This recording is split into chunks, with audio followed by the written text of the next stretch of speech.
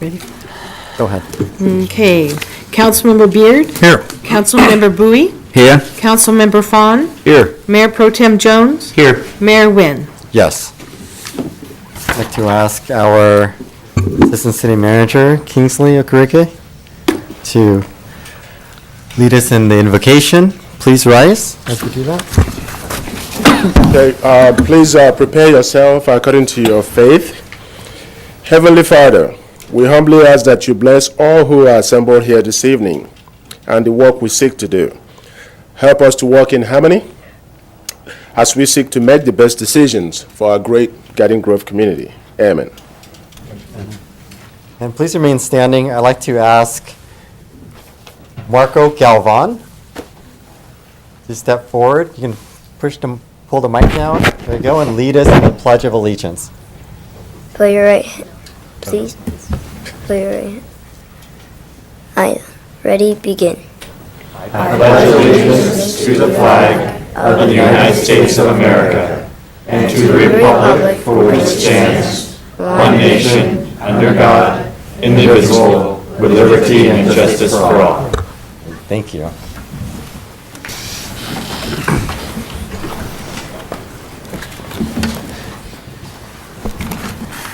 We have a report from our closed session. Let me take that. Mr. Mayor and members of the council, as a result of the closed session this evening on labor negotiations, there is no reportable action. Thank you. This evening we have a presentation. Yes, we have recognition of the Sister City Association of Garden Grove Exchange Student Ambassadors visiting Anyang, Republic of Korea. And Kingsley Okereke has a presentation to read. Thank you. This evening, Mr. Mayor, the City of Garden Grove City Council is pleased to acknowledge 10 outstanding local students selected as ambassadors to represent Garden Grove in the 26th Annual Sister Exchange Program to Anyang, South Korea. Garden Grove Sister City Association has deepened the city's relationship and appreciation of and ties with the Republic of Korea. Through the Sister Exchange Program, Garden Grove's youth have a unique opportunity to learn about the Korean culture firsthand. They see the country's beautiful sights, but more importantly, experience its hospitality. The students, along with their chaperone, Cheryl Beard, and Bernice Flatbow, will serve as Garden Grove's Goodwill Ambassadors during their 10-day stay in Anyang, South Korea. During their visit, they will be staying with Korean families who have graciously opened their homes and hearts to host the students and their chaperones. At this time, I would like to call forward the students present and give a brief introduction of each. I ask that each of you please stay up front after being called so a group photo can be taken afterwards. Cecilia Azaga. Cecilia is a senior at La Quinta High School. Cecilia keeps very busy playing softball and tennis and being active in the Principals Committee, Yearbook Club, and College Mentorship Leadership Program. She hopes to major in international affairs, peace and conflict studies, or Arabic studies at the United States Naval Academy, or at Fordham University, or New York University. Very impressive. Next, I have Daisy Garcia. Daisy is a student at Santiago High School and is vice president of United Keystone. She likes to spend her free time with her family and friends and volunteer at the healthcare center and at the library. Daisy hopes to major in math at Cal Poly Pomona and become a teacher. Next, I have Jaslyn Garcia. Jaslyn is a senior at Garden Grove High School and is a 4-year academic decathlon competitor. She is also the president of the Ambassadors Club, as well as the president of Engineers of Tomorrow and vice president of Communications. As if that doesn't keep her busy enough, Jaslyn is an active volunteer of the National Honor Society and California Scholarship Federation, and as well as the Key Club. She hopes to major in engineering and has a choice of universities: UCLA, UC Santa Barbara, UC San Diego, Cal Poly Pomona, or Cal Poly San Luis Obispo. And she wishes to work in research lab for a hospital when she graduates. Next, I have Julia Jimenez. Julia is currently a senior at Garden Grove High School. Julia is involved in the academic decathlon, Interact Club, Bible Club, and Medic Club. Her plan is to major in biology at Franciscan University of Steubenville in Ohio, and she wishes to become a general practitioner one day. Next, I have Vivian Jimenez. Is Vivian here? All right. Vivian is a senior at Los Amigos High School. She is the president of Latinos Unidos and treasurer of the Girls League. Vivian plans to major in political science and minor in immigration studies at George Mason University or at UC Santa Barbara. When asked why she applied to the Sister City Student Exchange Program, Vivian said, and I quote, "I want to experience a city outside of my comfort zone, learn different traditions, and value another culture other than my own. Also, I want to prove to my female Latina peers that it is okay to step into a different side of life and take risks," unquote. Next, I have Griffin Johnson. Griffin is currently a senior at Pacifica High School. Griffin is involved in Friday Night Lights, Anti-Drug and Alcohol Club, and is president of the senior class in AVID. He hopes to major in animation digital media at Otis College of Arts and Design or at Savannah College of Arts and Design. When asked what he hopes to learn while in South Korea, Griffin said, "I hope to learn how different areas of the world function and operate. It is an opportunity to help me grow as a person, both intellectually and emotionally, and give me a chance to explore the world." Next, I have Nicolas Perez. Nicolas is a senior at Garden Grove High School. Nicolas is in varsity soccer, cross country, and track. He is the president of AVID and treasurer of MECA.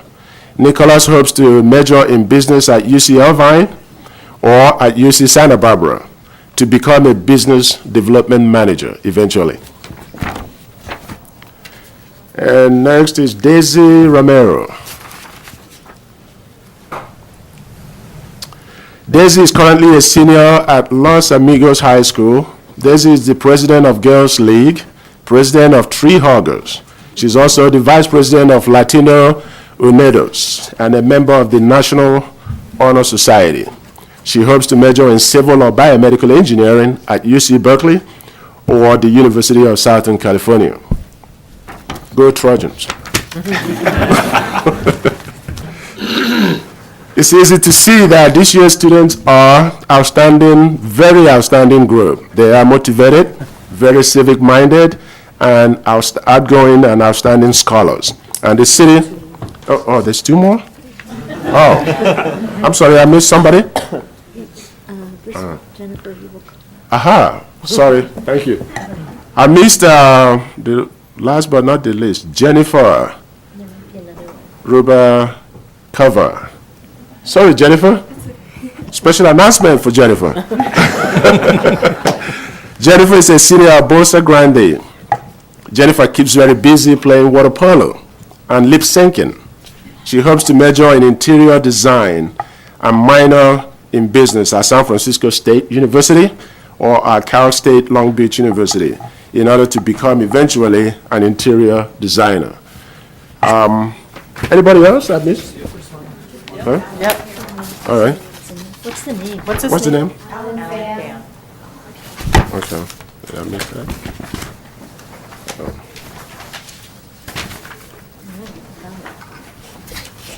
Hold on, we'll find it. Oh, right here.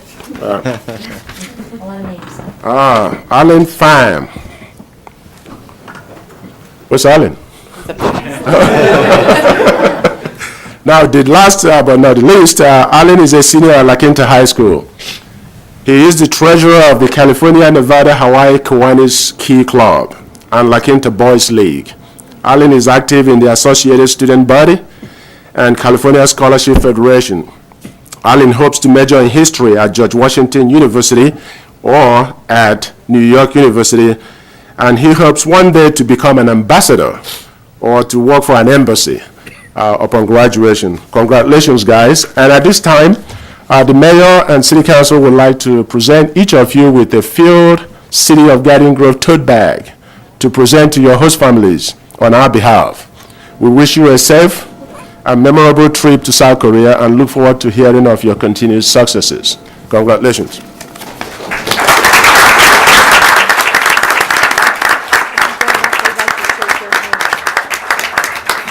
Go up, and they want to shake your hands.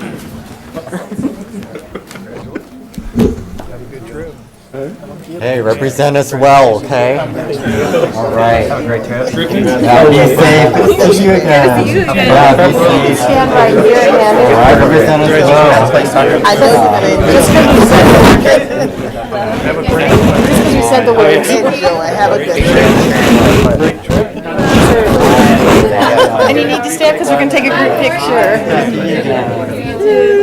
Congratulations. I love it. You sure I can't switch with you? Right there with the council behind you, looking our way. Beautiful. Thank you. Are you going to get Come back safe. Hi. good? Because if you would, I'm going to tell you. We're taking care of our kids. Chris got the camera, she's got a camera. Awesome. That is fantastic. That'd be like your fifth time by now. Okay. It's not gonna be good. Okay, Spring break in a couple weeks, April, around the 1st of April. okay, we need you to stand looking this way. Hop on the chair and you're for long. You want me to direct? Okay. If you could all look this way for the first picture. Look, here's the camera over this way, guys.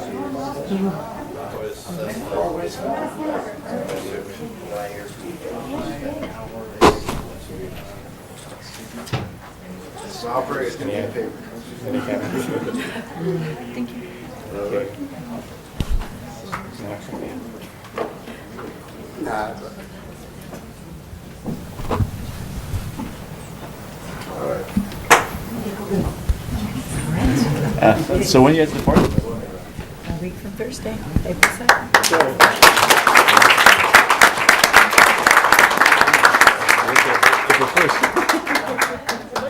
Psych.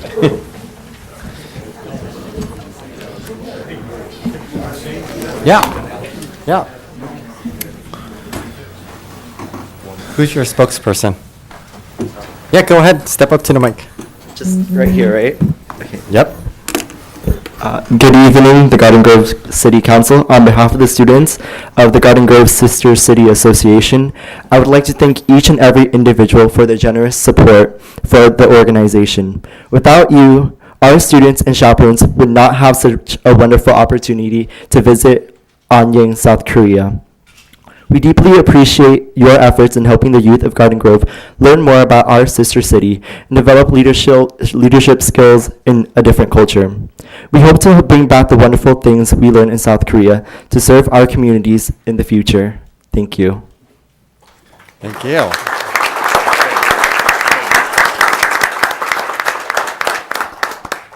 Okay, represent us well, all right? On your way to becoming a foreign service officer. This is a great experience for you, too, representing the city of Garden Grove. All right, feel free to sneak out. Right now, we're going to recess the city council meeting and convene the housing authority meeting. So please maintain order. Good job, Councilor. Let's give them a moment to get out.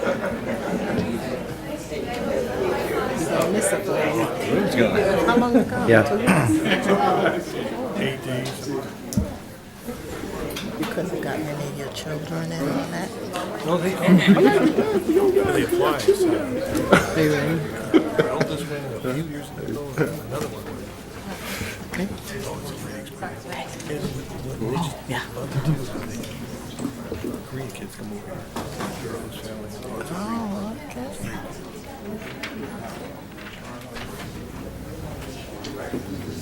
Boy, this sure look a lot.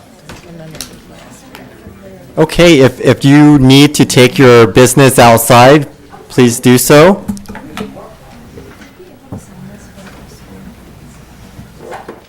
Okay. Madam Clerk. Okay. Commissioner Beckles, Present. Commissioner Bowie, Here. Commissioner Jones, Here. Commissioner O'Connor, Here. Commissioner Fawn, Here. Vice Chair Beard. Here. Chair Wynn. Yes. We have a couple comment cards here. Mr. Craig Durfee.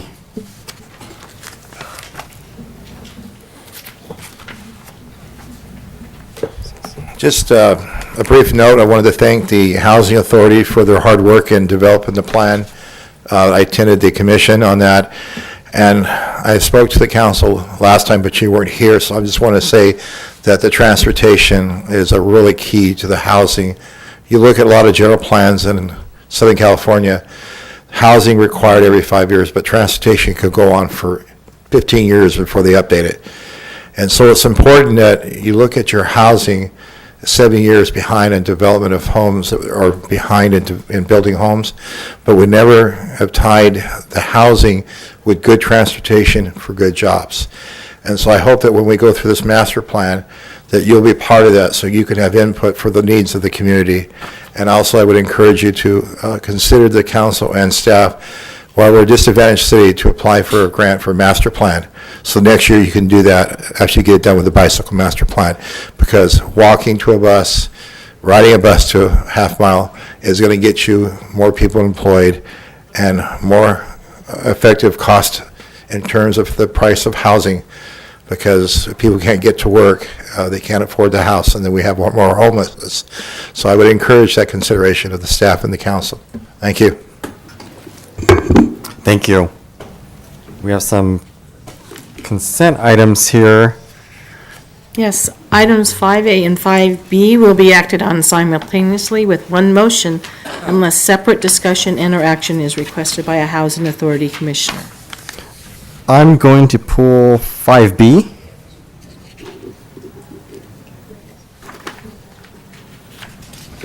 I'd like staff to come back with more options for the Housing Authority. I think that having just a waiver of a conflict of interest in this particular situation is not prudent, and we should look at our other options for legal counsel. Basically waiving our attorney-client privilege in this particular situation is something that's not being very prudent, something that is not being looking at all of our options as a housing authority. I think that since this particular law firm, Stradlin, Yoka, Carlson, and Routh, has already represented Lab Holdings LLC in the past, and they would be representing us in these relations and negotiations with Lab Holding LLC, it would definitely be a conflict of interest, and I don't see why we would waive such a thing. So, can staff come back with other options for us? Mr. Mayor, if that's the direction of the authority, by all means. We had brought this actually to try to ensure there was no conflict, but we appreciate the point you raised, and even in some circumstances, it could suggest the appearance of a possible conflict, not that a true conflict exists. And so we can certainly bring you back options. Susan Emery is prepared to address this if you would like at this point. Mr. Mayor, the options that Mr. Roeder and I thought of were we could use existing legal counsel. The city attorney's office could also work with us, and we wouldn't have to go through the waiver process. That could happen right away, or we could work with the finance department and get proposals for legal services, which would take maybe a couple of months or so. So it's up to the pleasure of the housing authority as to how you would like to proceed. I think that would be best. Basically, I look at this similar to the negotiations with Angels Stadium, and because the reality is their negotiator came from the Padres, and this is within that same industry, so to speak. And there's been an appearance that they don't represent the city of Anaheim, but they actually represent the Angels in those negotiations. So we have to be very careful here, and I think that if we have the resources and the legal expertise to go ahead and represent the city in our best interest, then we should go ahead and do that and not have to waive conflicts of interest. That's fine, but I would suggest we go forward with what Susan just said, is use our in-house legal, our city attorney's firm instead of Yoka. So we can proceed and not unnecessarily delay a process. I'm good with that. Mr. Mayor, Council, that works just as well for us, and that would shorten that time frame, and we can go ahead and proceed on that basis if that's council's desire. Great. Do you even need a motion, or is that? We have a motion. I think we'd like to have that. Okay, I'll move that. Second. Please vote. And that's to use in-house counsel or Yeah. our city attorney's Yeah, office? use Woodruff, basically, right? Is what you're saying? See, the thing is, we wouldn't really have to move on this. If we pulled it from the agenda, then that would be at the direction of the city manager. Is that correct? Well, that's just true. It's simply that typically we have been using straddling on these projects. I just think it would be good to make clear that there's no waiver, either implied or otherwise, and just simply direct us to use in-house counsel. That's good enough in terms of the motion. Okay, then we That's can it. vote on that. I'll second. Motion received, 6 yes votes. Thank you. Okay, and we had one abstention, or not present? Yeah. Okay. So the remainder is 5A. Yes. Move approval. Second. Please vote. Motion received, 7 yes votes. Hold on, are we still in? Oh, yeah, okay. This is consent items for Heather's 3. Gotcha. We have a public hearing tonight. Yes, we have a public hearing, adoption of the Garden Grove Housing Authority's 2015-2019 5-year and annual plan, and Danny Hoon is here to present that action. Good evening, Chairman and Commissioners. The item before you tonight is the Garden Grove Housing Authority 5-year annual plan for the Section 8 Housing Choice Voucher Program. The Department of Housing and Urban Development requires housing authorities to complete an annual and 5-year plan which outlines the agency's goals and accomplishments. The Garden Grove Housing Authority is rated as a high-performing housing authority by HUD. In the past 5 years, we've maintained close to 100% lease-up rate in order to maximize the funding received. Staff receive training on customer service skills, on courses on eligibility requirements like rent calculations, annual reexaminations. Inspection staff completed housing quality standard training. They also receive ongoing support and training in local codes from the City Building Division. The supervisory staff receive training on supervision and management, basic fair housing policies, and financial management. In July 2010, the Housing Authority opened a waiting list to accept applications for the Section 8 Housing Choice Voucher Program. The authority contacted over 30 agencies, local agencies, to discuss the Housing Assistance Program and notify them of the opening of the waiting list. The applications were accepted via online and hard copies, and a total of over 17,000 applications were received. The Housing Authority also participated in various outreach activities to explain and promote the Housing Choice Voucher Program. Bilingual staff were available to work with community groups who serve the non-English speaking population. Eligibility interviews, briefing sessions, and inspections are conducted in English, Vietnamese, and Spanish so that participants are able to access the program fully. The Garden Grove Housing Authority will take steps to maintain our high-performing rating. We will continue our goal of providing excellent customer service by continuous assessment of policies and procedures to ensure that we are effectively serving our community. Additionally, we will continue to administer the Family Self-Sufficiency Program, a program that is designed to encourage participants toward career development and self-reliance. The Housing Authority plan was made available to the public and the Resident Advisory Committee for their comments. The public hearing was properly noticed on January 7th and the 14th. Staff recommends that the Commission conduct the public hearing and approve the 5-year annual plan and authorize submission to HUD. That concludes my report, and I'm available to answer any questions. Thank you. We do have one public comment for this hearing. Mr. Craig Durfee.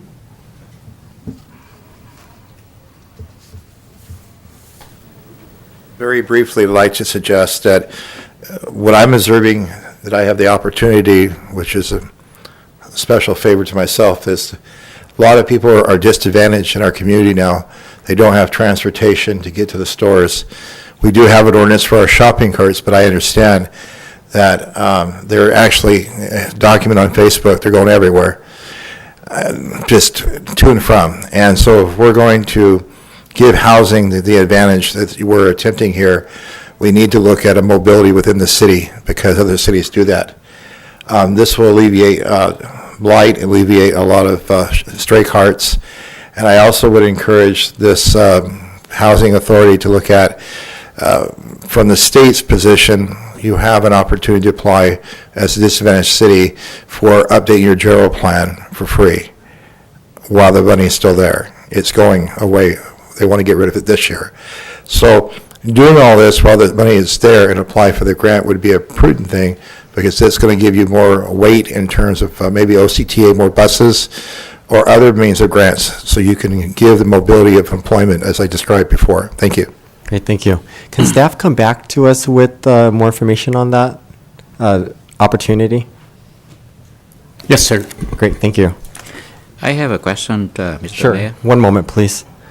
Are there any more comments for this public hearing from the public? Okay, Councilman Bowie. Mr. Denhuing, thank you very much for a good job that you have been doing and for the good report. Throughout the years, I received many inquiry from the resident, many of whom I imagine would be in the 17,000 applicants that we receive, have waited many years. Some of them waited as long as 4 or 5 years. They have received a letter from the agency, and so thank you. But the question is, they have no idea how long they wait, and where are they rank? Like, are they ranking in the 10,000 or they are ranking in the 2,000? Do we have any plan to provide an update to the applicant to give them some information? Because some of the questions, they understand that we only have a limited fund, and so they have to wait until we have more fund to help them. But their question is, since they wait for a long time, and it's been years since they received that letter that they are issued a number, the question is, are they eligible or ineligible or something like that? So how, I understand that a lot of time it's difficult for us to give them a very specific estimate, but is there any way that we can do to help their anxiety in terms of where they are with their application? Yeah, thank you for that question. any applicant on the waiting list, if they have any concern, any questions about their particular applications, they are welcome to call our office. We have bilingual staff that can help, tenants call, because each case is different. And so when they call in, we will look at their case specifically to see on the exact date and time of the applications, plus if there's any special circumstances that we may or may not know about, and we could talk to them about it.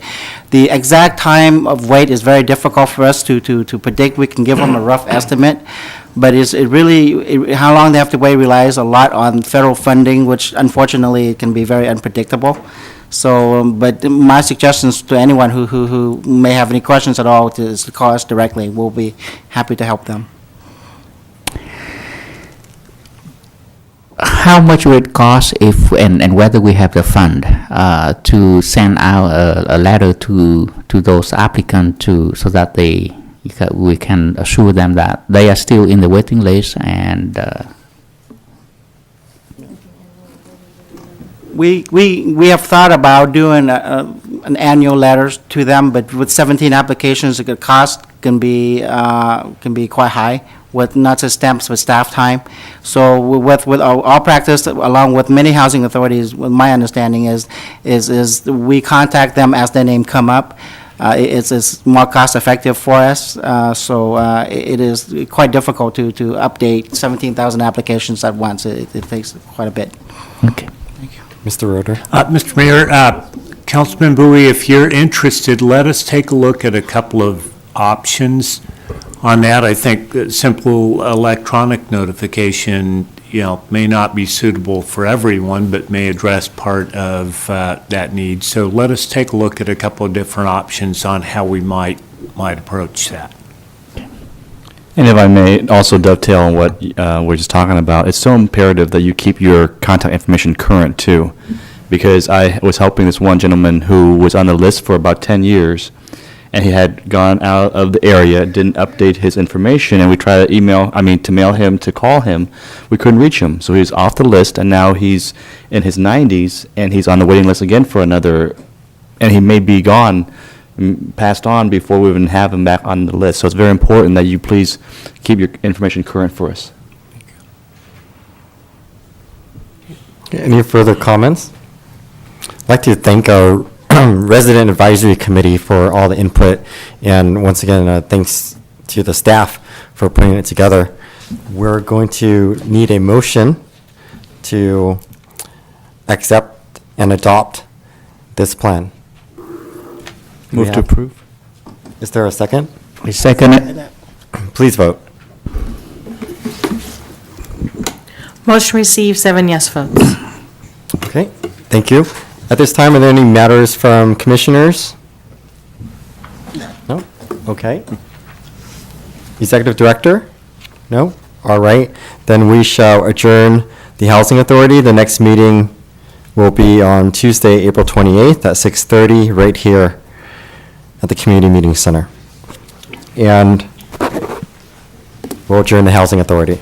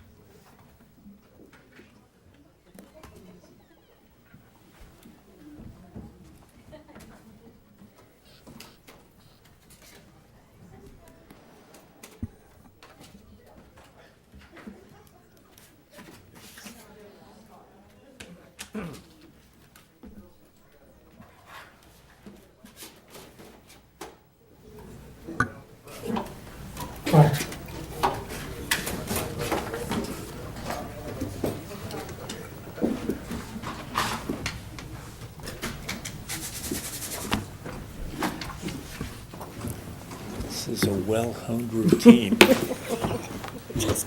I just need to get out of the way. We all have our parts to play. We figured it out.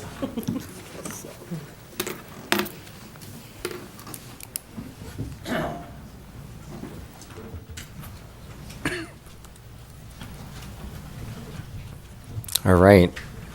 Let's reconvene the City Council meeting. And we shall convene the Successor Agency and Sanitary District as well. Thank you, Mayor. Madam Clerk, would you like to call roll for the Successor Agency? Yes. Member Bowie? Here. Member Nguyen? Yes. Member Fawn? Here. Vice Chair Beard? Here. Chair Jones? Here, we already did oral communications, or we're going to do oral communications.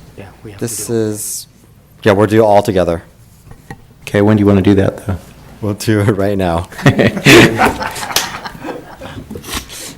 Robin Mercario?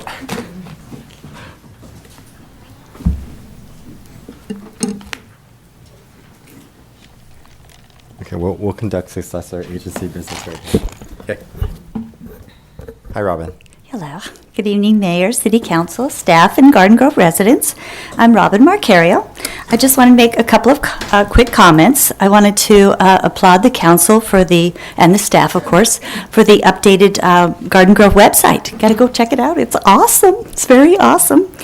The second thing I wanted to say that item number 19, which is your progress report on the Garden Grove Galleria, certainly look forward to hearing that report. It's certainly a blight in the city, that big rusty skeleton we have to stare at. So I'm looking forward to getting some kind of resolution with it. I wanted to give a quick report. I'm your representative for the Orange County Mosquito and Vector Control District. So I just want to make a couple of comments. This wet and warm weather this year has created additional mosquito breeding sites, such as neglected pools, buckets, pots, any kind of container that holds water, even those ones that are under your plants. Those become spots where mosquitoes breed, and not just a little bit, thousands of mosquitoes can breed in one little tiny spool of water. So empty all those, dump them, get rid of any kind of green water that's sitting around in your backyards and your front yards, fixtures, sprinklers, any of those things. They both save water and reduce the breeding sites. So also make sure to fix and repair your screens on your homes and your front doors so that mosquitoes don't get through that way. Stay indoors during the early mornings and late at night. That's when mosquitoes are most hungry, shall we say. They might bite you. And if you do go outside during those hours, light clothing and long sleeves help protect you. And also wear some kind of mosquito repellent. Last year was unfortunately the worst year for West Nile virus, so I want to get a head start in just getting people to help contribute in fighting this mosquito breeding site so that we have fewer mosquitoes around. And also lastly, I wanted to bring up that this coming Thursday, on April the 2nd, at 5:30, the City Council and staff are putting on a little ceremony to kind of celebrate the new tile mosaic mural. And so we want to invite the public to come on down. That's Thursday, April the 2nd at 5:30. So this was a wonderful example of a community event, and I want to give credit to the council for sponsoring the Open Streets event last October. This was when the mosaic was created. There were over 200 people during the course of the event. Everybody came up and put a couple pieces on, and the kids got to put the little shiny glass ones on. And it was just spectacular. Steve Jones' kids got to put the butterflies on there. I don't remember which kid did which butterfly. You can straighten that out. But anyway, it was really a wonderful example of an inclusive event where everybody comes out, gets out of the cars, walks around, talks, participates in art, have a little food and fun. And I look forward to the new event that you're actually putting together. I don't know the dates. That's kind of your ballpark, but it's lovely to hear that it's in the planning process, and another Open Streets event is awesome. So just one more time, I want to invite you to come see and participate in the sort of unveiling of the mural. You can see it. It's on the wall on southbound Euclid, just past Garden Grove Boulevard. And Thursday, April the 2nd at 5:30. We'll see you then. Is that by the Delat Supermarket? It is Robin? indeed. Thank you, Mr. Pham. Can I ask a question? Yes, please. Robin, I just recently had a citizen give me a voicemail message, and they said they have an overabundance of mosquitoes on their screen in the back of their house. Yeah. Could they call Vector Control Yes, to check it out? Thank you for telling me that. I'll give you the number. I appreciate that. Thanks so very much. The number that you can call, let me see, it's 714-971-2421. Now, because we all pay a little bit with our public monies from taxes, so it's a free. You can just call Vector Control. They'll come out and take care of, treat those separate sites. So you're basically trying to eliminate the sources for breeding. And also we take care of rats. If there's rats running around, roof rats, we'll take care of those as well. And also the red fire ants. So call Vector Control if you see any of those things. And also dead birds, because it sounds strange, doesn't it? But we test the dead birds to see if they have contracted West Nile virus. It kind of gives us a clue as to whether, because the mosquitoes bite the birds transfer it to other mosquitoes. So we test dead birds too. So What's that number again? the number is 714-971-2421. Thank you very much for the question. And thank you for your work on the Vector Control. And thank you for your work in ceramic art throughout the city. It's just my little contribution to beautify our city. I appreciate the opportunity. Thank you so much. Thank you. Would it be possible to get that information on our website for the Vector Control and the services that they offer our residents? Great. Charles Mitchell.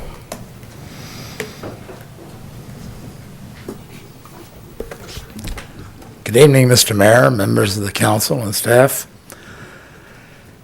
There was an article in the Register recently about the old American LaFrance fire truck that the city owns and is being kept at the Heritage Center.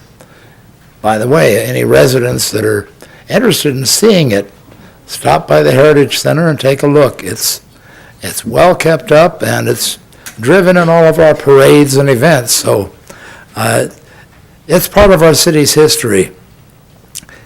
As a matter of fact, the Garden Grove Volunteer Fire Department, before the city was incorporated, used that truck. And all of those volunteers were members of the American Legion. Unfortunately, over time,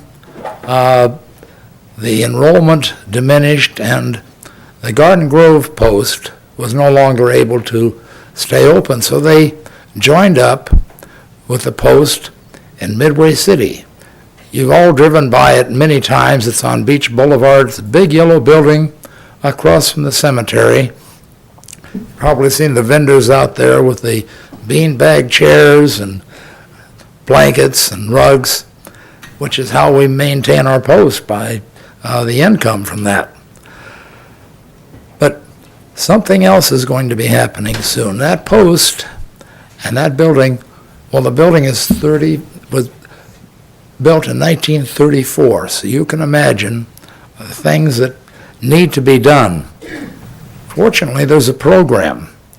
Home Depot in various regions around the country, the stores in each region go out and do a community project. This year, the community project is going to be the renovation of our post. So I want to give a plug to Home Depot, our own Home Depot, short distance from here, and the other stores within this district. And they will be coming in with about 40 volunteers the second week of April. It'll start on the Monday the 6th. It'll go through the 7th and the 8th. The ribbon cutting will be on the 9th. I don't have the exact time yet, but it's something to look forward to for our post.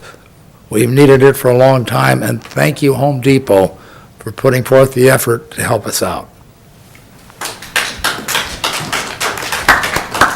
Great, thank you. Verla Lambert.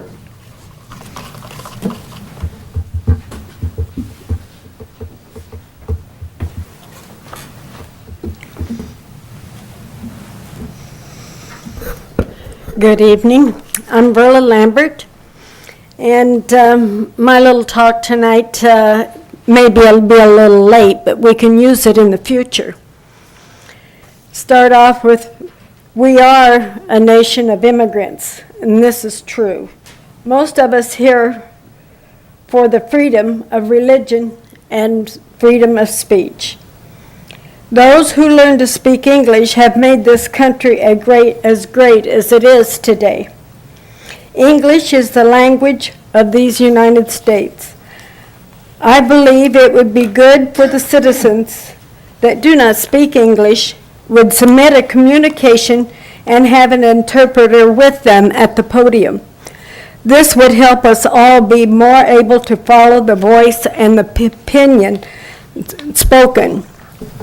There and will therefore be less loss in translation.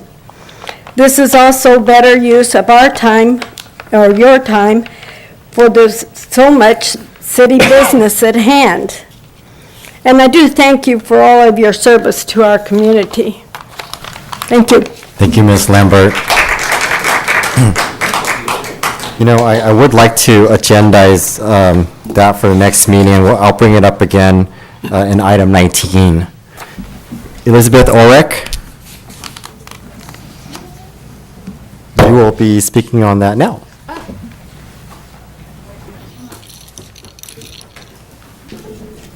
Okay, thank you, Mayor and council members. My name is Elizabeth Orrick. I'm the National Manager of Puppy Mill Initiatives for Best Friends Animal Society, and we are in full support of a retail pet sales ordinance for Garden Grove. The fact is, pet mills, particularly puppy mills, otherwise known as USDA licensed breeders, are in business to supply pet stores because responsible breeders don't sell to pet stores, and that's because they don't sell to third parties and because it's not financially viable. And this tenet, never sell a puppy to a pet store, can be found in every reputable breeder's code of ethics, including all of the parent breed clubs on the American Kennel Club's own website.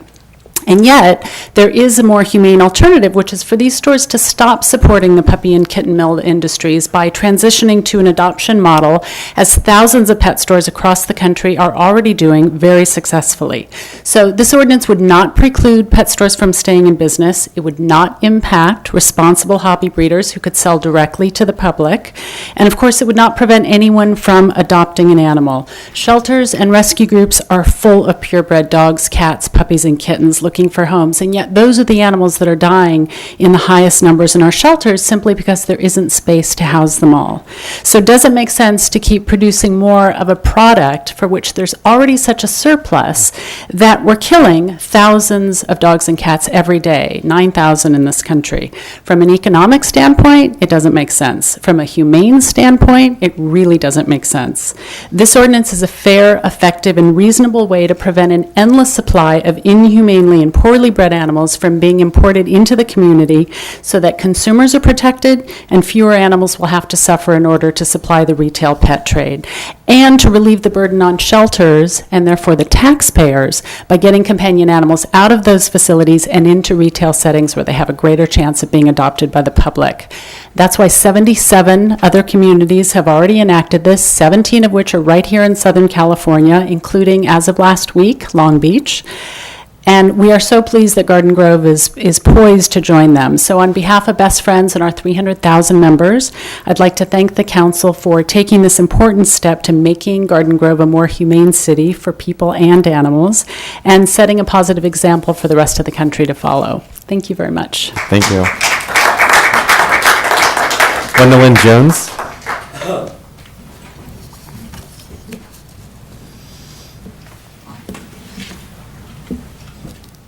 Good evening, greetings to the Mayor, Wynn, and to the City Council, the City Manager, the City Attorney, and all that make up this fine town. My name is Gwendolyn Jones, and I'm with the Church of God in Christ. We will be having a convention here in your fine city, April 16th through April 19th at the Anaheim Marriott Suites.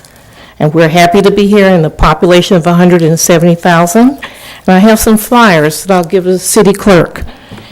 And this is my credential, so you'll know who I am. I'm going to need it back before I go home. And so we're asking if we can have a letter of welcome or certificate of welcome we've had when we've gone to other cities. This is an example of one that you can look at. We're making a request with Ms. Haddock about it. we use a souvenir journal for our women, and we'll be happy to scan it and put a copy of the mayor's address in our book. We have 300 women coming, and that means they're going to be doing a lot of shopping and bringing some tax dollars to your town. So, we need your help, Mayor Nguyen and City Council, and anyone else that can make this happen. And let me know when we can pick this up, because our 300 women will be happy to come here, and we're happy to be in your town. Church of God in Christ, Prevailing Bishop Charles Edward Blake. Southern California Evangelistic Jurisdiction, Department of Women, Pasadena. I'm Gwendolyn Jones, Public Relations and the District Missionary, and I live in Monrovia. The traffic was really nice. I do have a suggestion about how to reach those people on the Section 8 list. Put it in a utility bill. Some of them, if you can work with the gas company or the electric company, they let you put a little note in there, you can drop it in there. In my town, Monrovia, we have our own water. So things like that, we put in the water bill as a little stuffer. Thank you for this space. And now retrieve my little materials. Hoping to see you. Garden Grove, you are invited out to the Anaheim Marriott Suites on Harbor Boulevard, April 16th through the 19th, and we're going to be having a time. Thank you, thank you. Thank you, Ms. Jones. And that's the Anaheim Marriott Suites Hotel in Garden Grove. Garden Grove, yes. Yes, wonderful. I'm sure that would be very easy for us to get together. Mr. Roeder, please. Thank you. Mr. Durfee, Craig Durfee.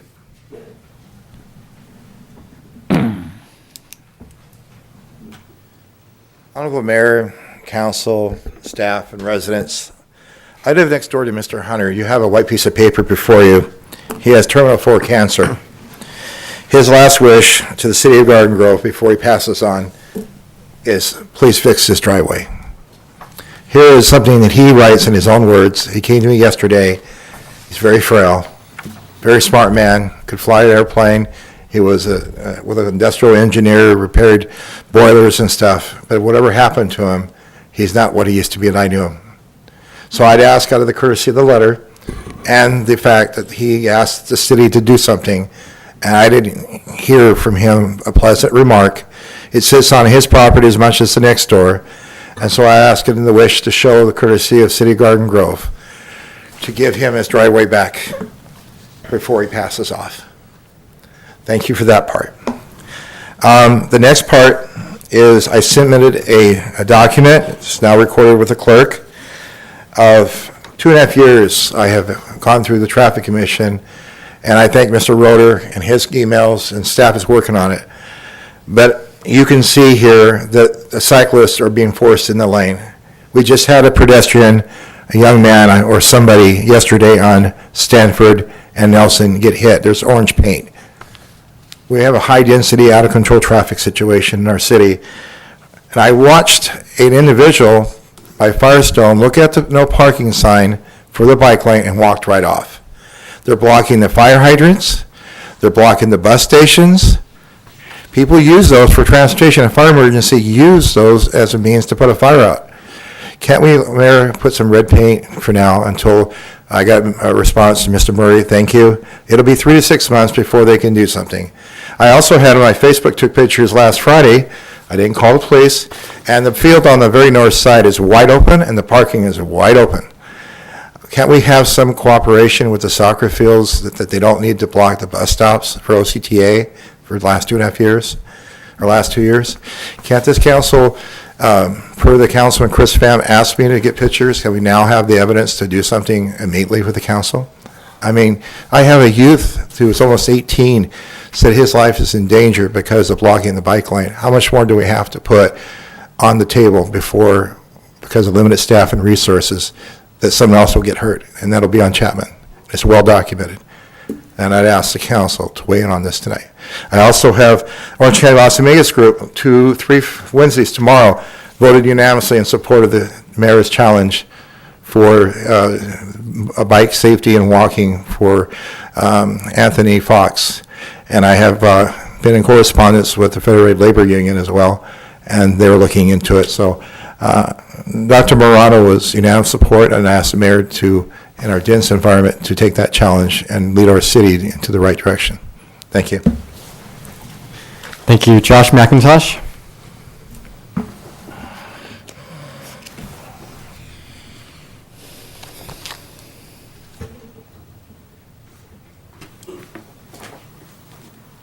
Good evening, Mayor and Council. Glad I made it for oral communications. Didn't think I was going to make it tonight. Short one tonight. With regards to item 6H, the approval of the waiver of potential conflicts of interest relating to legal representatives of Stratting Lab Holding is what I'm getting at. I'm possibly the most interested person in this project, and this is, I think, the first time it's come to light in any way. This future working, what do we call it, consultant work with Lab Holding. A few things to say. First of all, I love every project they've done because I'm not a business owner there. Everything they've done is successful and it attracts people to the regions. And, I know the proposed area, which is just east of where we are right now. These are old homes that are HUD controlled and are city owned right now. And some are in a dilapidated state. We have a lot of empty fields over there. I think a lot of us, mostly me at least, I'm super excited about this. I want to know everything that's going on. I'd love to see some public, let us see what's in the works as much as you can. Please make this available to us. Ask for citizen input. Make a committee or something. I want to be involved. Okay, so please keep us in the loop, and thank you very much, everyone. Thank you. Regina Ribe? Go ahead, Mayor.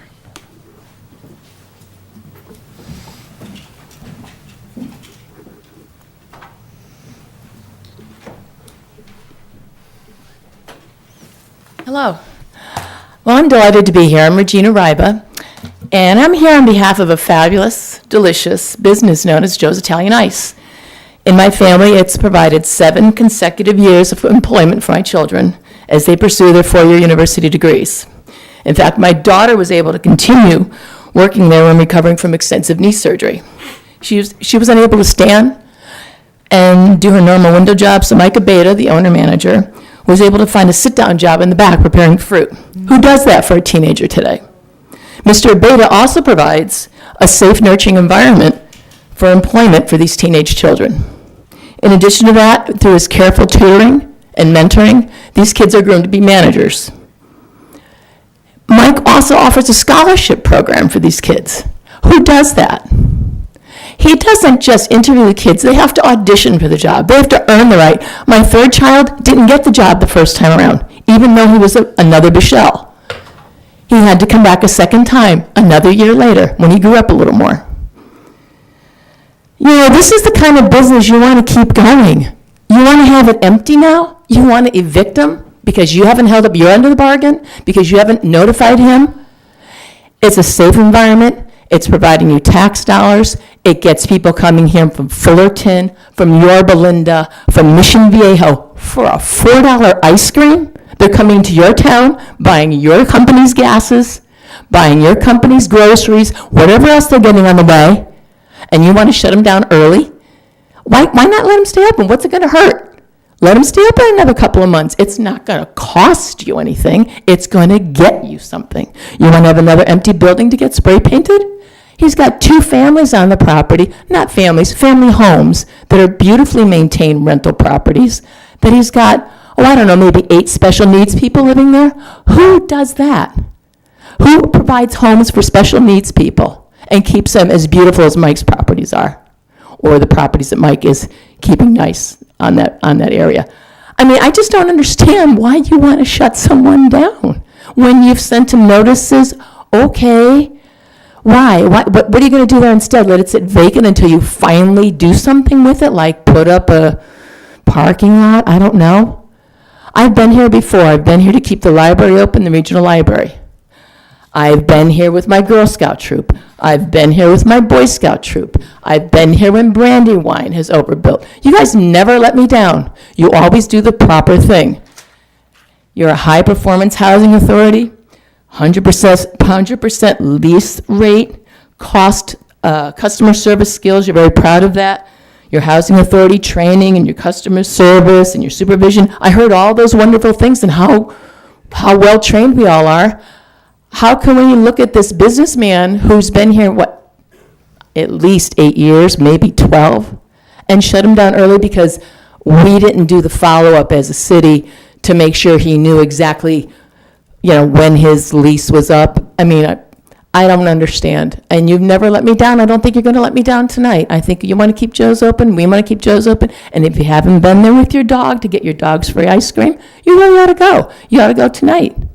Because they opened up another one in Anaheim, but the one in Garden Grove is just killing the business. I mean, it's just a line around it every night.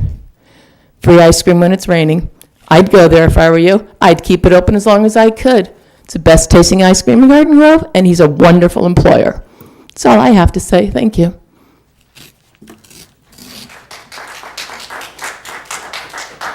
All right.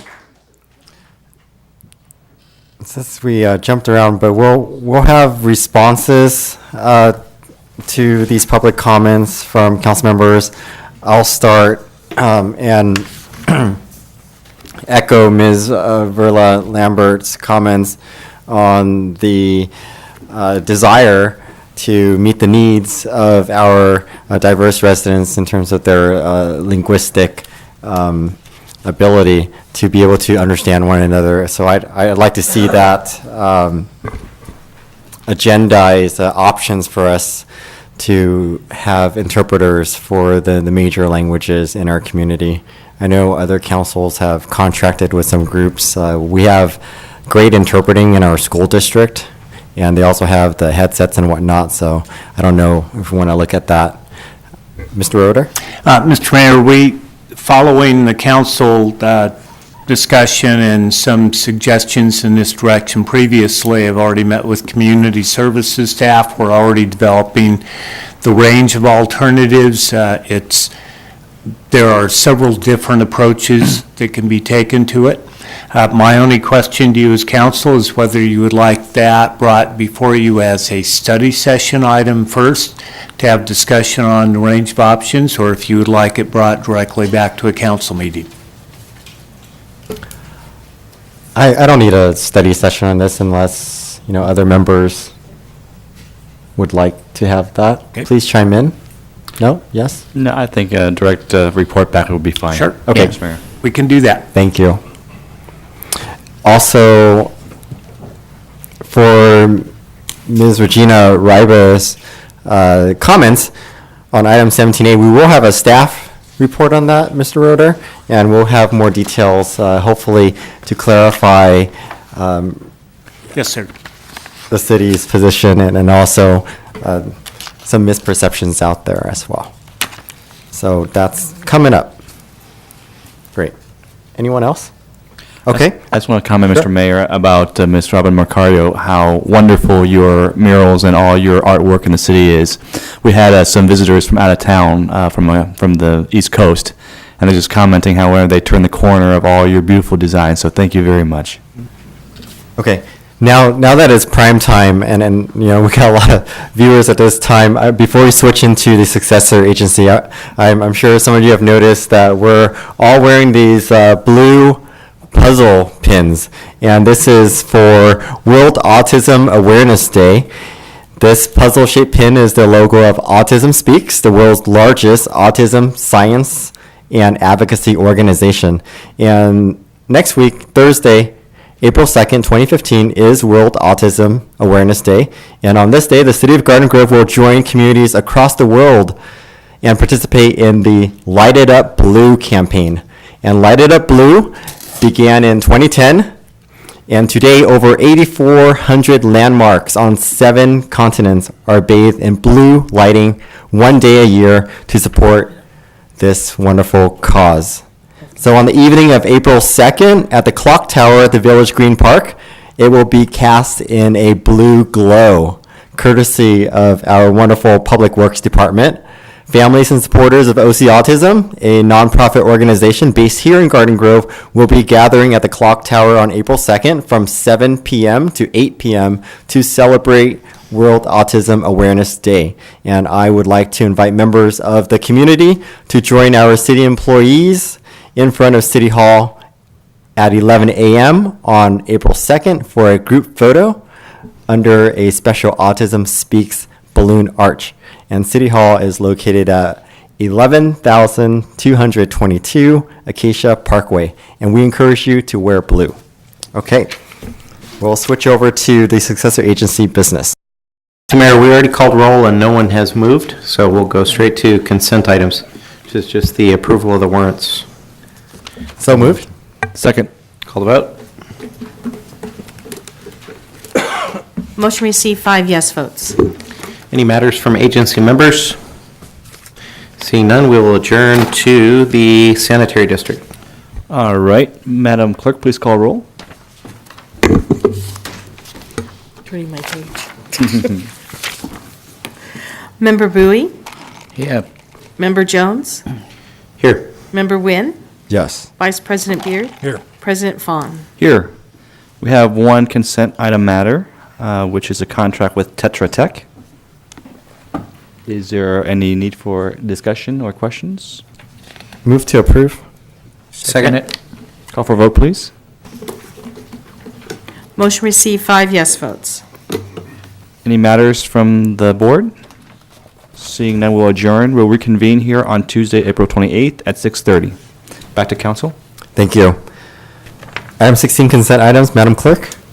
Yes, items 16A through 16J will be acted on simultaneously with one motion unless separate discussion and/or action is requested by a council member. I'd like to pull item 16E. E? E. And I'm going to pull 16H because it's been pulled in the Housing Authority. Be consistent. I'll move the balance. Second. Please vote. Motion received, 5 yes votes.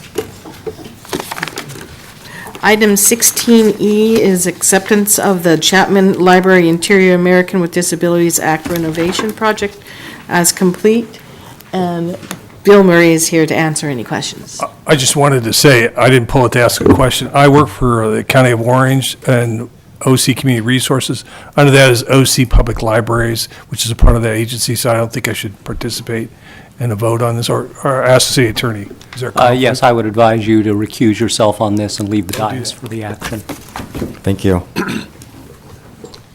And before we vote, I am employed by the county as a deputy district attorney, but I have no connection with this entity. And because your department has no connection with it, you are entitled to participate in this vote. Thank you. I'll move it. Second. Second.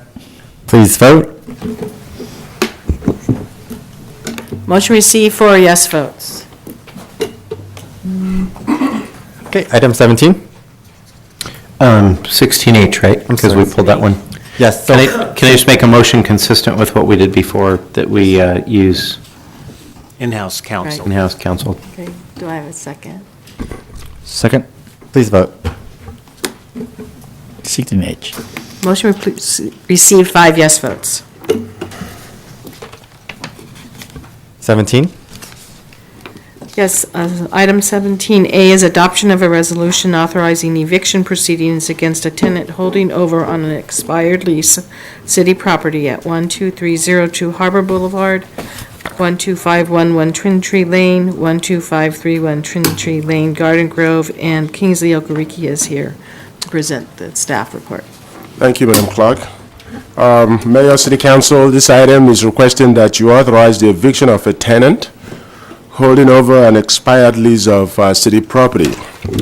By way of background, the property in question is located on the northeast corner of Harbor Boulevard and Twin Tree, and this property was acquired for development of a hotel within the city's resort districts, and it's called, in our terminology, Site C, which is a Site C development. The property was acquired from the NIDA NEF, subject to a commercial lease with a tenant, and that tenant, Mike Abeda, who operates Joe's Italian Ice on the property. The city commenced discussions about relocating Mr. Abeda's business in February 2011, and subsequently entered into a settlement agreement, including a release and waiver agreement regarding relocation assistance, benefits, and damages as of March 26, 2013. Under the settlement agreement, the city paid Mr. Abeda $240,000 in exchange for signing the settlement agreement and release of waivers. In addition to that, the city allowed Mr. Abeda to remain on the property rent-free for another 12 months through March 31st, 2014, subject to the existing lease that he had with the prior landlord. The settlement agreement required Mr. Abeda to vacate the property by the end of that March 31st, 2014 date. Mr. Abeda further took possession of the adjacent properties to the one that he runs his business on, and those are located on 12511 and 12531 Twin Tree Lane. The terms of the settlement agreement were intended to allow Mr. Abeda to secure another location for his business and to relocate.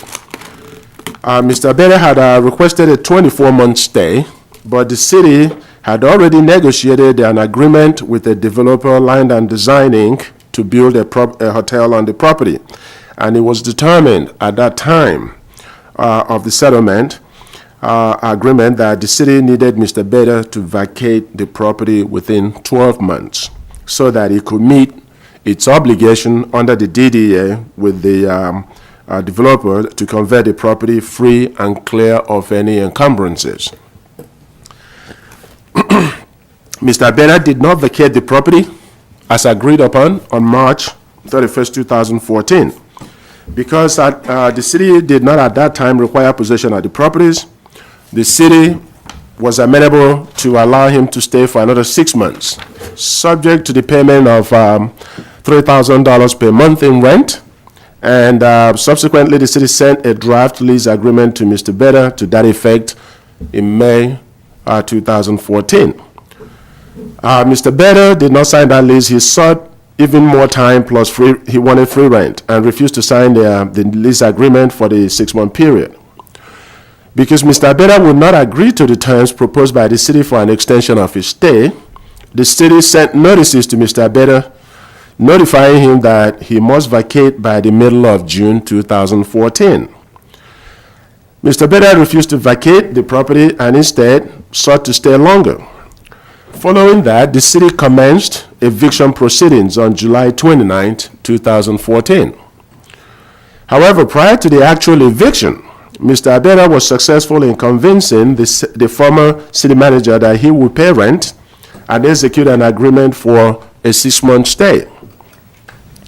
The city followed through and sent Mr. Abeda a new proposed 6-month lease agreement subject to the $3,000 monthly rent. Mr. Abeda then again refused to sign it and instead sought new terms that included longer stay plus substantially reduced rent. Mr. Abeda apparently believes that development is still some time away, the city development, and argues that the $240,000 that he was paid to relocate his business was not sufficient to cover the cost of his relocation, notwithstanding his acceptance of that money in return for a complete waiver and release of the city's liability for all costs and damages associated with the relocation.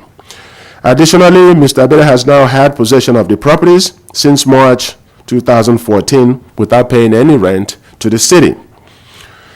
The developer of the hotel has indicated as right now that they are ready to proceed with the development of the hotel, and the city now needs the property to prepare to meet its obligation under the agreement with the developer. Mr. Abeda's refusal to leave voluntarily will require the city to commence civil proceedings in Superior Court for eviction. The attached resolution authorizes unlawful detainer proceedings to evict Mr. Abeda and anyone else who may have possession of the properties and restore possession to the city. The city has retained counsel specializing in unlawful detainer proceedings to assist with these eviction proceedings.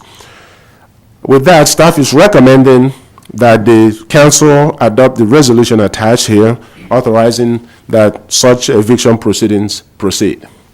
And that concludes my report, and staff is here. We can answer any questions that you have. Thank you for that report. That provides a lot of clarity to a lot of misinformation out there. So definitely appreciate it from staff and also our legal counsel on doing the due diligence and the owner work necessary.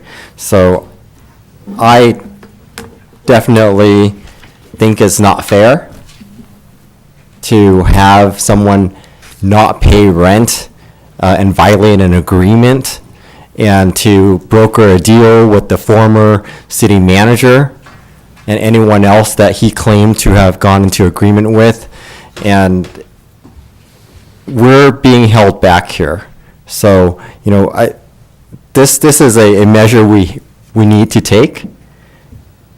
It is a measure to move forward in Garden Grove, but the right thing to do is really to vacate the property voluntarily. So I hope Mr. Abeta will do so. I thought I was asked to come here to speak, so I didn't know I had to fill out a pink card to do that.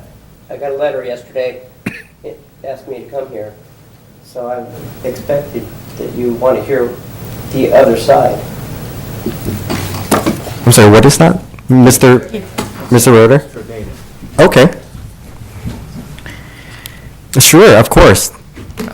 This would only be Mr. fair. Mayor, I think the order of the meeting should be, we ask the staff, question, and then we invite the public for comment. Actually, this public comment is supposed to be done at the beginning. He didn't know. I got a letter from Mr. Roeder. Sure. He came yesterday, Yeah. and he told me to come here. Thank you. And you do have to fill out this comment card at the beginning of the meeting and hand it in. But I will make the exception, since, I am the chair of the meeting. I can take that liberty. And please, Mr. Abeta. Thank you. It pains me a great deal to hear you say that there are misperceptions, and in the letter that I got from you, Alan, you mischaracterize so much of what happened. I can't tell you my disappointment in Blodgett, who sits there. I don't know how much you speak up inside. City attorney has been involved in the negotiations, and Greg Brown. But Mayor, with all due respect, you weren't there, so I've been trying to reach you to tell you what led to this. There wasn't hardly a truth read in what you just read to the public about how this came about. So we negotiated for the better part of a year on how you guys were going to be able to take the Joe's business and through, because it was being eminent domained out, how we could fairly put together enough funds to build another one. And I was asked to get documents after documents, estimates after estimates for what it would cost to build another one. The cost came out to be exorbitant. And I am first and foremost not in favor of using taxpayers' dollars. So City Attorney Greg Brown, who's not here, Greg Blodgett, presented a few plans, the last of which I accepted. That was, we can come up with approximately a third of what the estimates are. That's where we got the $240,000. It's actually not quite a third of what the estimates were, and we've exceeded those estimates as typical buildings do. But it sounds like a lot of money, and yet it wasn't covering that much of it. So if you say that, well, we gave Mr. Abeta all of this money, just note that the purpose for that money was to build another site in Anaheim, and then we came up with a plan as to how we could make up the monies for the balance without costing taxpayers anything. And the plan was presented to me, was we can let you stay there until we're ready to break ground on the new development. The dates of that new development they didn't have a date at the time, so the nearest date that we could come up with was 2016, and so we forecasted. They offered me the 2 houses next to Joe's. You can go ahead and rent those out, and that'll help subsidize the building of the new place. However, the little glitch to that was that they then said, we walked through it with Greg Brown and Greg Blodgett. We walked through both homes. They were slumlord-owned homes. They were not in good condition, so they asked me to fix them up. I spent $44,000 fixing them up. For any of you that have driven in the area, you saw those 2 homes go from dilapidated homes to nice homes. They're colorful. One's yellow, one's blue. And then we talked about the third home, which you could see. If you'd have given me the third home too, it would have been really nice. But instead, it's run down and looks like a piece of garbage. Well, I didn't put $44,000. Oh, and then in addition to fixing up the homes, they then came back and asked me to put in driveway because there was dirt, and you can't park cars on the dirt, and so I was asked to put even more money into it. But I didn't put $44,000 into it just to recover my money and house people. I put $44,000 because the plan was that if this thing goes through 2016, then you're gonna recover your $44,000 around the end of 2014, beginning of 2015, and then the rents that you make over the majority of 2015 and into 2016, that will create revenues that goes towards the building of the new building. Well, that's where we're at, and you just served eviction notices to all the tenants there. What you made me do is spend $44,000 and not recover, and recovered it, but not to make any money towards the building of the new place.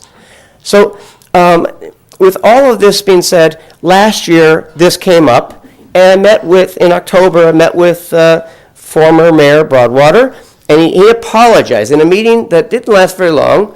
Greg Blodgett was there, and he apologized for being treated the way I've been treated, and he said we can work this out. I'll guarantee you through 2015. The project's not going to start before 2016. I'm sorry, the Mayor former Broadwater? Mayor Broadwater Yes. alone made that guarantee to you. With 2 other people in the room. This was not some backdoor meeting. Greg was there, and then regarding the agreements that were signed, the first agreement that was written and signed, it didn't reflect the facts of the agreement, and so you presented me the second agreement in October, or it was written in October. It wasn't presented until far after that, but the date on it said October. It said things that weren't true. It didn't give me the balance of 2015. So Mr. Abeta, please wrap it up. Okay. The first agreement that you asked me to sign, Greg, you were there, you're welcome to chime in anytime as far as I'm concerned, but you asked me to sign an agreement, and I didn't sign it. for months I wouldn't sign this agreement because it didn't accurately portray the terms that we agreed on. And so, Greg Brown, Greg Blodgett, got you on tape too, guys, so you're going to really love to hear that. We promise you that this doesn't say accurately what we're doing, but we guarantee you that you will be here. Even though this says that, it only gives you a year, we guarantee you until that project starts, you are going to be in that property. So then when the next agreement came and it didn't say the truth, I'll never sign another agreement that doesn't speak the truth about what we concluded in a meeting. And that's really my position. Thank you. I would like staff to respond to that, Mr. Blodgett, because we are considering taking action on this item, and we need all the information on this panel. There's a lot of different points, I guess. Particularly making those guarantees to extend the stay, and also very specifically whether there was an oral agreement made differing from what was written. Yes, I'm at the staff level represented to this, and I report back to the city manager and then the city council. So in negotiations, a lot of things may have been said and talked about. Many different strategies were talked about in different meetings. Nothing was ever promised. It was promised we'd go back to the city council, city manager, and get direction, and then go to the city council and have them vote on the agreement. The agreement that we brought forward, settlement agreement, was based on what the city manager and city council decided. So that's what happened for the agreement. Thank you. Well, I have a lot of questions, and I don't know, this is a good time to start, or for my question, or Sure. good? For staff, please direct it For at staff. right. Well, and I might have some question for Mr. Abita as well. First of all, let me, because I'm new, I wasn't around when this negotiation or this agreement is in place. So let me try to understand the math here a little more. Mr. Abita get $240,000 as a payment for what? Is that the sole payment for the property alone, or what does that $240,000 constitute of? Yes, this was for his relocation settlement agreement, so that was his relocation benefit, was $240,000. So that including the value of the purchase of the property as well as the relocation? That was separate. The purchase was a separate transaction. So the $240,000 is only for the relocation of his business? Correct.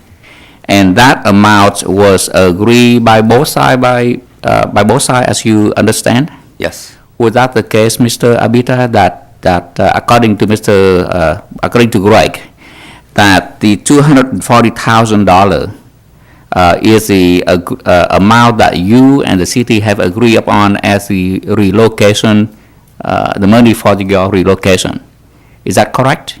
It's correct in that it was a part of the package. The package included the free rent until we started building, you started building the new hotel and the rental, the ability to rent out the two houses next to in order to generate more monies, in order to keep taxpayers from having to pay anymore. Now, according to you, the extension to stay until the new place is ready, is there a specific date to it, or it's just an open item? There was, the only thing that I was told is that there was not a date set. There was still in preliminary planning stages, and even the funding wasn't in place from your vantage point, and so it looked like 2016 was the safe date that before that hotel would be erected. So according to your understanding, and I'm just saying here is your understanding, of what you think it is. It may or may not be what both sides have agreed upon. It's just your understanding that you got $240,000 for relocation plus free rent until your new place is ready. No, until you were ready to develop the hotel, until the city is ready to move forward with the project. Yes. Okay. Is that the understanding that you have, Mr.? Hold on. Mr. Councilmember Bori, we have a contract that is attached to the report. And that contract is the settlement, release, and waiver agreement. And that contract is all-encompassing. It does talk about in Section E of the contract the fact that Mr. Bede was paid $240,000 a relocation benefit, plus the contract specified that he gets 12 months to stay, because at that time that's what was contemplated. My understanding that at least none of the project will be started for 12 months. So he was granted that 12 months in addition to the $240,000. And this is a contract that he signed, and that's attached in your packet. Yes, I noticed that. I just want staff to clarify here, because it is easier for the council to take action when both sides are disputing, and so I am the council want a clarification from staff, and thank you for pointing that out. Also, in addition to this, we have 3 council members that are here on the dais that have voted on this agreement in the past, right? Let me finish with my question, please. Sure. Now, the next thing is, in addition to $240,000, according to the contract, he got to stay until March 31st, 2014 for free. That 12-month free. Is that correct? Yes. And then, and that I calculate out as an additional $36,000 for that 12 months that he doesn't have to pay. Because it was contemplated in the agreement here, he was paying $3,000 a month, and that we reduced it to zero for that 12-month period. Understand? So yes, that calculates to $36,000. Understood. Now, between March 31st, 2014 and today, which is almost the end of March, he stayed there without having to pay monthly rent. That's correct. So that an additional $36,000 on top of the first 12 months free rent. So totally the amount of compensation that he got for relocation, that would amount to $240,000 plus $36,000 for the first 12 months, plus another $36,000 for another 12 months that he stayed there beyond the contract agreement. That sounds Is that correct? That sounds correct. So the question that we have now here is, if we base on the contract that that Mr. Abita has signed, then the city have legal matters to ask him to vacate that properties, right? So my next question would be, if he agreed to stay, and if he really needs time to stay, and he's willing to pay, the additional rent, is there still time in the project to allow him to stay there for a few more months? There is really no time. We are in discussions with the developer, and we need to clear all encumbrances so we can effectively transfer that property timely to the developer. Can you be specific in terms of the developer are ready to start the project? What does that mean? Does that mean that we are ready to, what does that mean? Well, what it means, I cannot give you a specific date. What it means is that, the developer has indicated and represented that he's moving forward with arranging his financing. And we, on our part, need to be doing things concurrent with that, so that at the point that, we're ready, we cannot be the holdup, because it will take us time to clear the property, demolish all the buildings there, clear the sites, and do all the preliminary work as we are obligated to do under the contract, under the DDA contract. So whatever time we have, it's what we need to put in readying that property to effectively transfer that property, clear of all encumbrances. I'd like to ask our lawyer to give us some guidance here. I am a common layman here, and I usually work backward. If the developer telling me, and I understand that we have, as a city, we have legal liability to, for everyone, not just for you, Mr. Abeda. So if the developer indicate that they are about to ready to start certain milestone on their project. And if that means that we have to fulfill our legal responsibility by assuming the property, take control of the property, and even demo it, how much time do we have? And if we work backward, and let's just say that they tentatively plan to go to point A, let's say 8 months from now, and it takes us 3 months, then would that mean we have 3 months to spare between now and the developer to start point A or not? I'm sorry, City Attorney, before you answer that question, what's in front of us here that I'd like all of our members of the council to consider is that there is currently rent owed to the city. And what staff has already reported is that we need to vacate the property. So that's what's already been presented to us. At this point, by all means, City Attorney, if you'd like to add on to that consideration. I do understand that we have legal authority to just evict, start the eviction. But I want to be compassionate, and I want to see if there are options that we can consider. Before I vote, I want to understand all of the options in front of me, so I can consider that and make my decision based on that.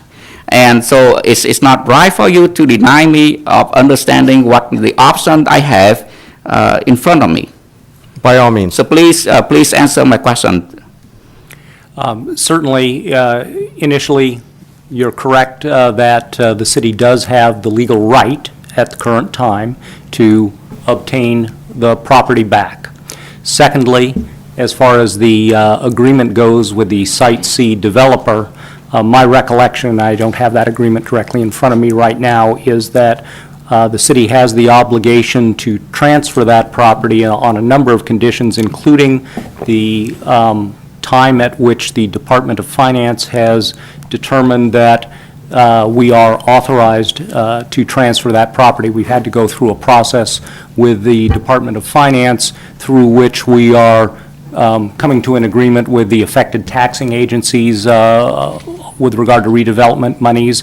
That taxing entity agreement has to be in place, and then once that is completed, then I believe that we have the obligation under the agreement at that point to transfer the property to the developer. But perhaps Mr. Okereke can add any additional points from that agreement as far as the time of transfer. But there is a time specified in that agreement, and I didn't look at it directly myself, but I believe that we do have the obligation to transfer the property free and clear of encumbrances, including having cleared the property of those current buildings on the site. May I add that the current use of the building, the parking lot, the whole property is parking for the development of the water park, and from what I understand, that the water park isn't going to be finished till the later part of this year, so that we're talking a long time that this is going to be used just to park cars.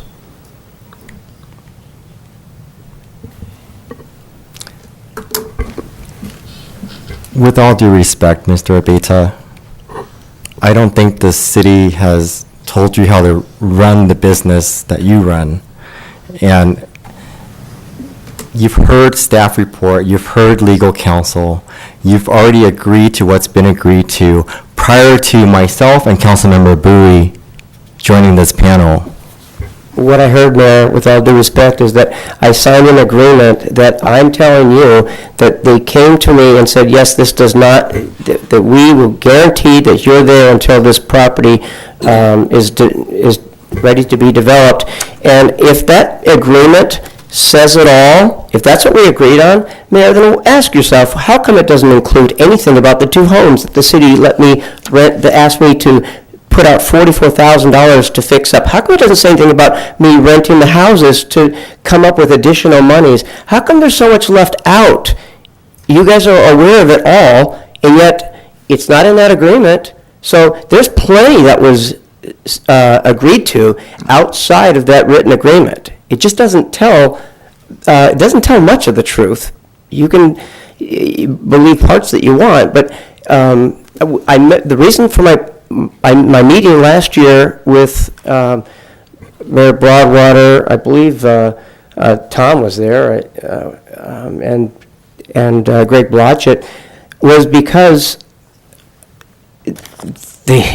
that paper was not accurate. We were going to write up a new one, and then it came in without the facts, that they were going to leave me there and stay until that development was going up. They did guarantee me. Thank you. Mr. Roeder? Questions? Did you have something to say? Sure. Yeah, I have a question, a few questions. The land, who owned the land before we sold it? Who do we buy it from? Do we buy it from? You just own the business? We purchased it from Nida Neff. Okay, so, and he just owned and operated the business? Mr. Bennett was a tenant Okay, yeah. of Mr. Neff. And you did of relocate? Nida Neff. Okay, excuse me. You did relocate down the street to Anaheim, correct? You have your other, did you use any of the equipment at that store to relocate there? No, the equipment is still. It's all brand new, is a brand new building you built in Anaheim? No, it's something you existing did, building. okay, and that $240,000 allowed you to relocate to that location, which is in existence now.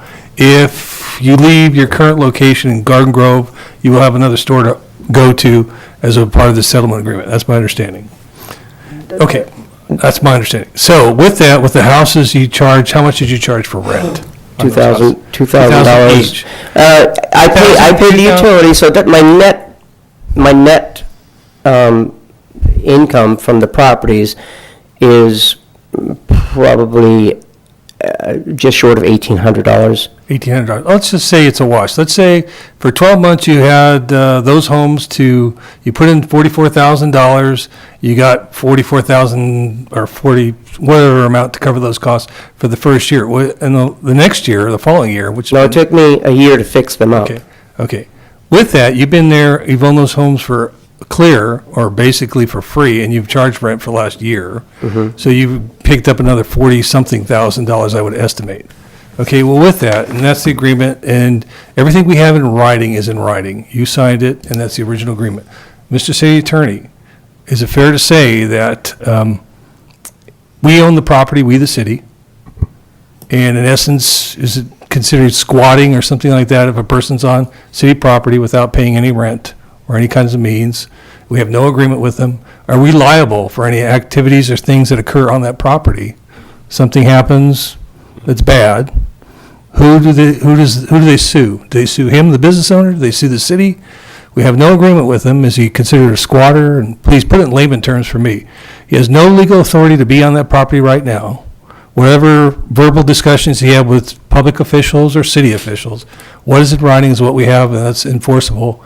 And please answer me this, or is our back to the wall? Basically, we have to abide by an agreement we have with the state, with the finance, and that we have to, our back's to the wall too.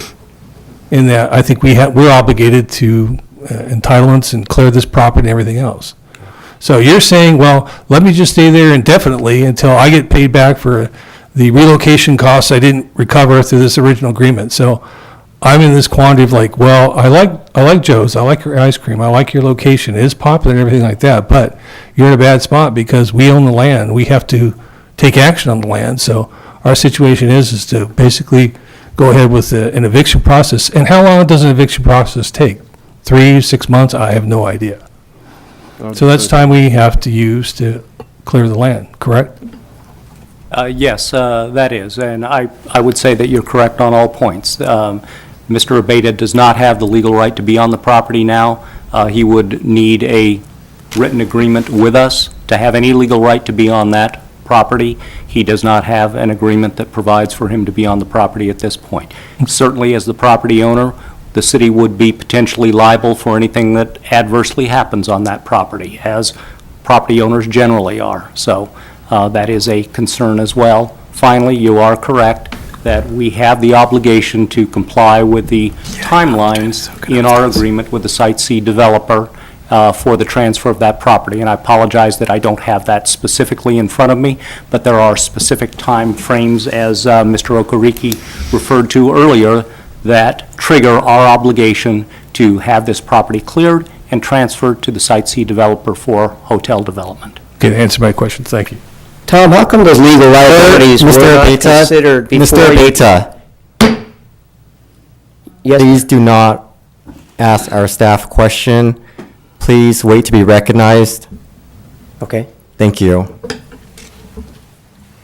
Anyone else from the council like to chime in? I do have a point of legal matters, and I'm not saying what you're saying is true or false, sir, but presuming that you acted on reliance if something's not written, Tom, as a matter of legality, we would be on the hook, so to speak, correct, if there was something that was promised to him verbally that is not in writing, that he acted in a way that was to rely upon that promise. Can you clarify for all of us to understand if there was anything like that verbally promised to him, and if it wasn't, then no big deal, but if it was, how and what would the liability be for the city? Well, there certainly are circumstances in which that kind of a scenario could create liability for the city. With regard to real property itself, real property requires a writing in order to have any legal right to be on that property. In the absence of having a written agreement to be on the property, it's my opinion that, in fact, the city would not have liability for representations that were orally made with regard to the being on that property. Thank you. I'd like to entertain a motion. Yes. If there's any more discussion from the council? May I just say one word, please? No motion? No? Any further discussions? May I just say, Mr. Abeta. regarding the properties that are being discussed right now, and the liabilities, wouldn't that have been taken up with the city before you gave the properties to me? And why is it such, why wasn't it transparent? How come there's no record of me having those properties, as if I just moved into them? Mr. Abeta, it's a new day in Garden Grove. We're moving past that. What? If, honestly, we don't know about that as Councilmember Boo and myself. What we do have are 3 council members here from the dais, and I'd like to move this item so that we've heard a lot of information, legal information. We need to take action on this item. We've heard from both sides. I'm not saying you're lying, but we just heard the opinion of our city attorney, and we're ready to take action, I believe, from this dais. So I'm asking my colleagues for a motion. Mr. Mayor, if I may inquire, will Mr. Abeta be voluntarily moving on his own without the eviction process, or are we being forced our hands to start the eviction process? That would be a question for Mr. Abeta.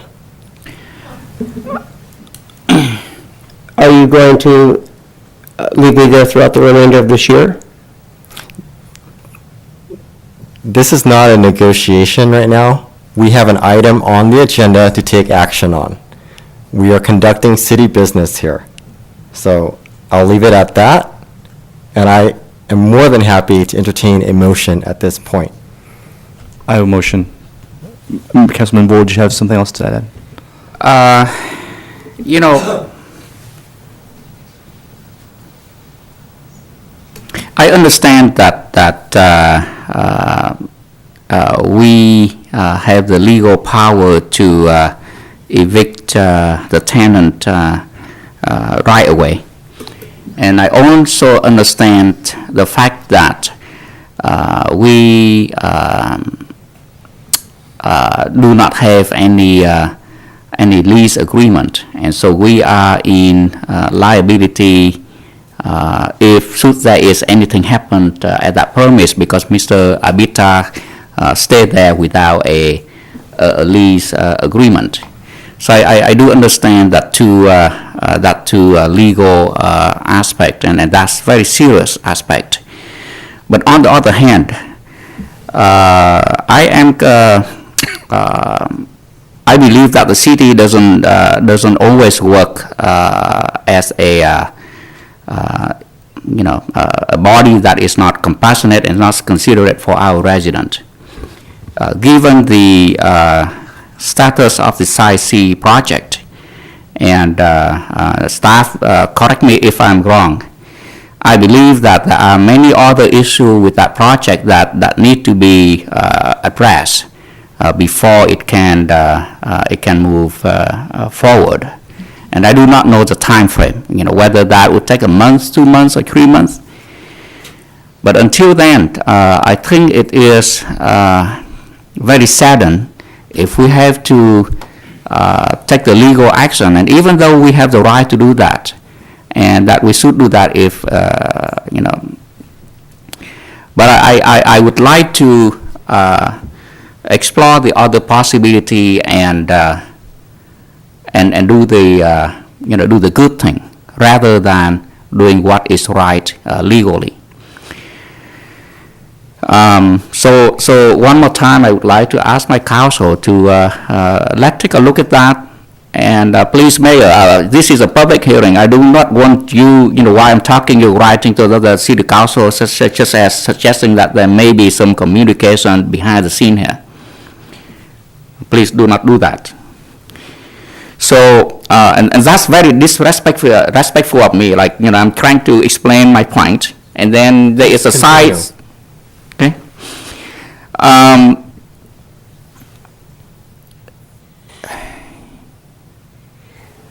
If there are times that we can allow Mr. Abera a few more months, and if Mr. Abera agree to that, and please, this time when you agree, you have to make sure that you agree in writing. You cannot just say that and then you say, hey, I thought it is something else. A legal agreement is very important. It would be my preference. Yeah. If that is the case, then let talk to the developer to see if we have time, if we have a few more months that we can allow it, and then at that time we can talk about whether he should have paid the $3,000 a month or less, or we would give it to them because of certain grievance that he have to concur due to the relocation. I would like to explore that possibility rather than just, fast tracking down this. At, hey, we give you plenty of opportunity, plenty of time, and now at the 23rd hour, no more talk. We will just force this thing up on you. Is that the possibility?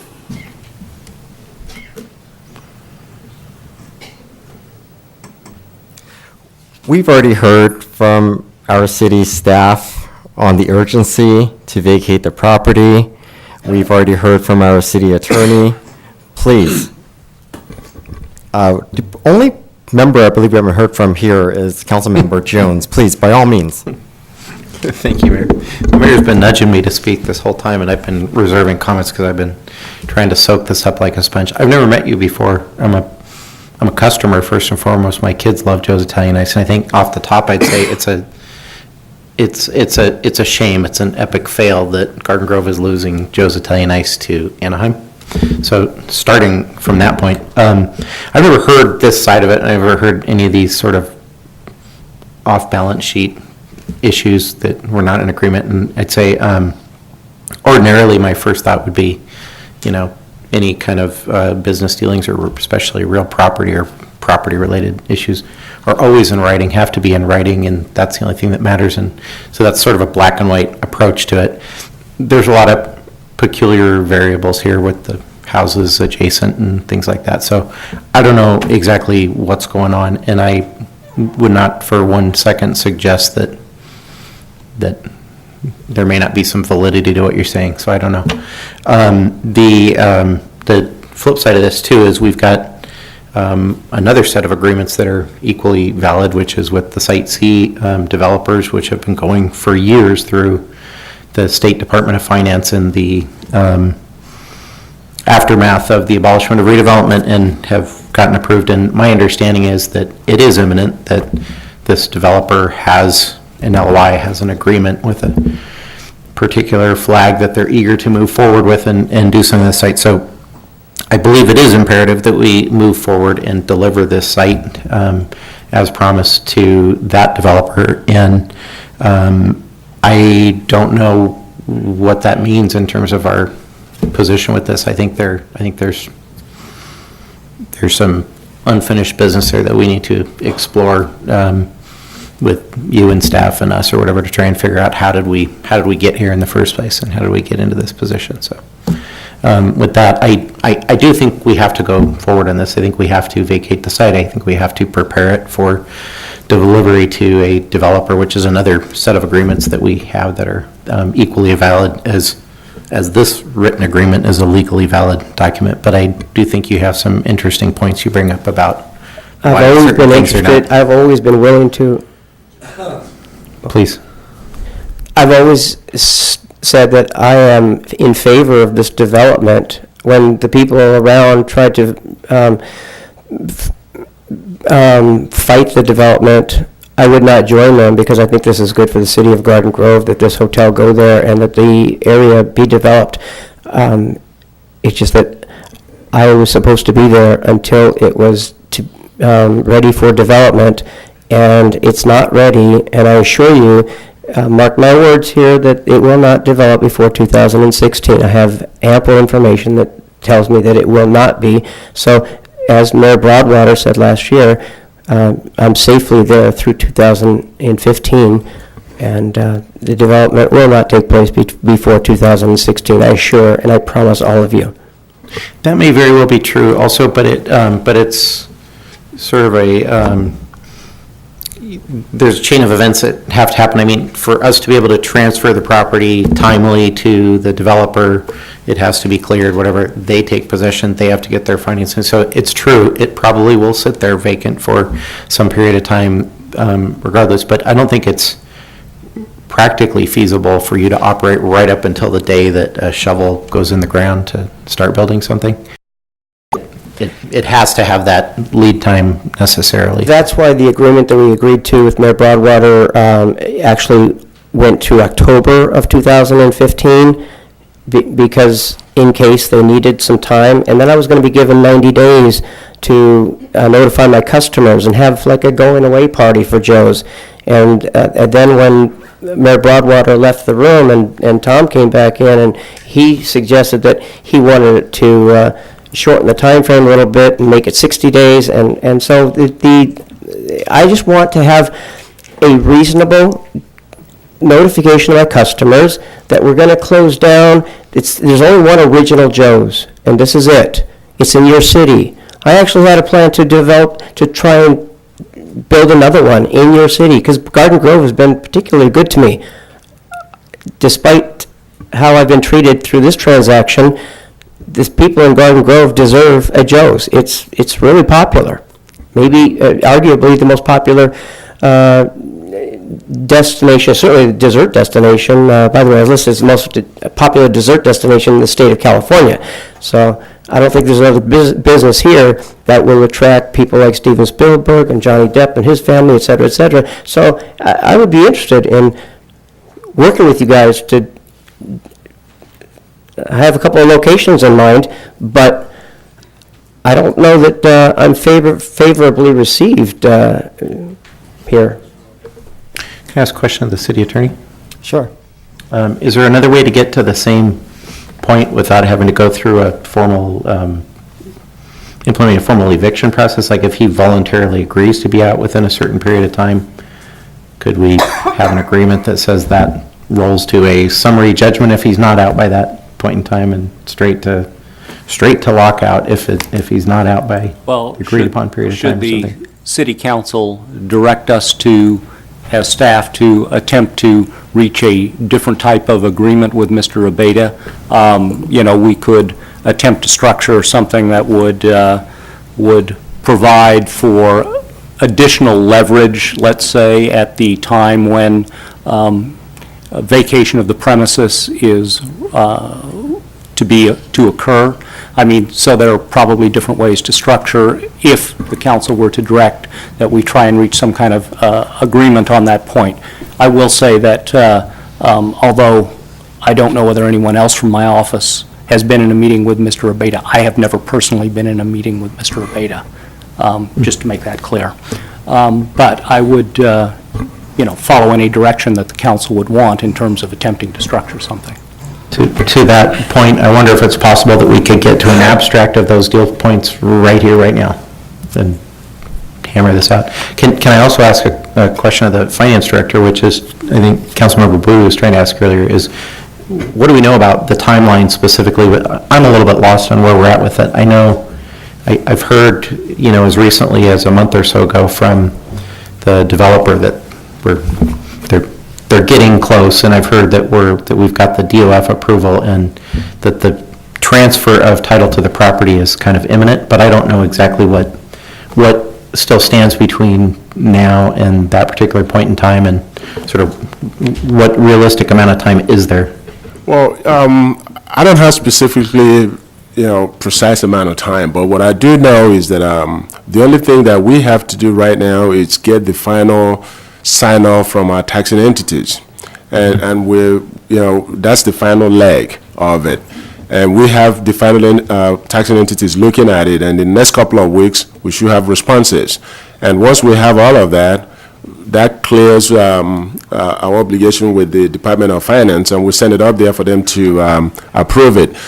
Now, the developer, I think like you pointed out earlier, is saying basically he's further along, and we need to clear this property because to arrange for his financing, they need to know that we have this property free and clear. And we are committed to do that because that's an obligation we have in the DDA to get this thing free of all encumbrances so he can move forward. If we don't do that, he's unable to arrange for financing or to be taken seriously in terms of arranging for financing. So this is a critical first step that we clear with the taxing entities, which will happen in the next month or so, and then go through the Department of Finance. Maybe that adds another few days to it. The last one we did was a few days. It could take up to another month. And then we still have to demo the properties on the land and clear it. So all of that will take time. But those are the times that we need to do things. I don't think we can wait up to the point where they are ready with their financing and ready to put the shovel on the ground to say, okay, now you have 60 days or 90 days notice. That will not work. Mr. Roeder? Mr. Mayor, if I might, and Mr. City Attorney, please chime in. As I underscored in the letter to Mr. Abeyta, the biggest part of this is that oral representations do not a legal contract make. Unfortunately, since the original purchase agreement, there has been nothing signed and agreed to in writing. And as I pointed out in that letter, I think city is culpable as well because we did not follow through and do the job we should have, just as I think Mr. Abeyta was more than happy to allow the situation to go on because it didn't involve having to pay any rent and also involve collecting rent on residences. However, as has been pointed out to you, we are at that point where we need to move forward. What I might suggest to you, if the city attorney advises that if the council takes action this evening, that we have the discretion in terms of when we actually file with the court to take action. What I would recommend that we go and talk to the developer that we are going to be conveying the property to, and if he wants to have Joe's as a tenant until they are ready to move forward with construction, that they enter into an agreement with Mr. Abeyta for use of that property and do not leave the city in a position of liability that we are in now with the property being occupied, in a position of liability that we will be in with the prospective developer if we do not deliver as promised. I think if we can structure something so that the prospective developer and Mr. Abeyta can work out their arrangement, I can guarantee you that will not be as generous as what the city has provided. But if that can be worked out and allow Joe's Ice to remain on the property until the developer is ready to proceed, that's fine. I don't think the city belongs in the middle of that situation. and we do need to move forward with clearance of the property. We will talk to the developer in the meantime, and report back to you, report back to Mr. Abeta, and see if that's something that they are amenable to. But I do think we need to start the clock on the eviction. This is, as you know, not the first time we have been through this on this particular site. We went through this last June, so it is not a new process. And I do think we've got an obligation to fulfill our end of the legal obligation. And within that context, I'll make a motion that we move forward on the staff recommendation. And I would second that but if I also can add that perhaps you can keep the council updated on the process before we put the hammer to the nail. Yes, sir. Okay. Great, there's been a motion and a second. If there's no more discussion, please vote.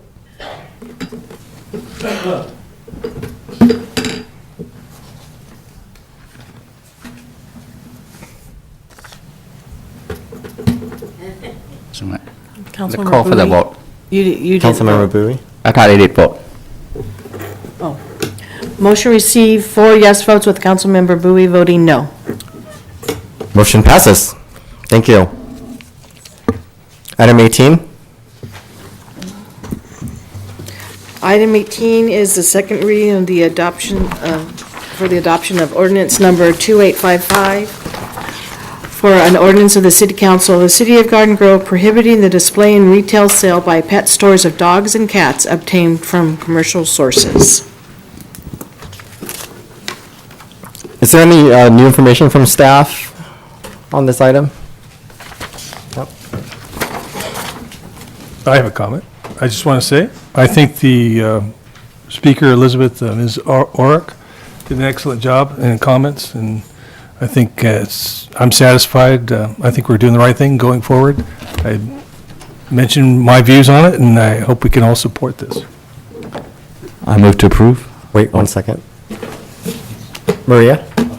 I just wanted to share on this item that the city council was alerted to, or it was brought to the city council's attention in April-May timeframe of 2014 that the business on Valley View, the pet store, was potentially a store that was relocated from the city of Huntington Beach, and there were some photographs sent that there was a truck with Missouri license plates that it was alleged that possibly those pets were from a puppy mill. We did at that point in time contact Orange County Animal Care and have them do some inspections of that pet store and look back at their records. They had no violations, but there was no way to determine whether the pets were actually from a puppy mill or not, that kind of commercial breeder. Thank you. At this point in time, at the first reading of the ordinance, I voted no on it. And I was curious why this ordinance was here. I had no idea that folks had come to a council meeting last spring and had wanted the council to adopt this ordinance. And they had reason to bring this forward, and very legitimate reason. And I would have to say that at that last council meeting, we didn't hear from any public comments whatsoever from folks supporting the ordinance or against the ordinance. However, we did receive 2 letters, 2 communications, one from the owner himself, and then one from a veterinarian that vouched for the owner of the business.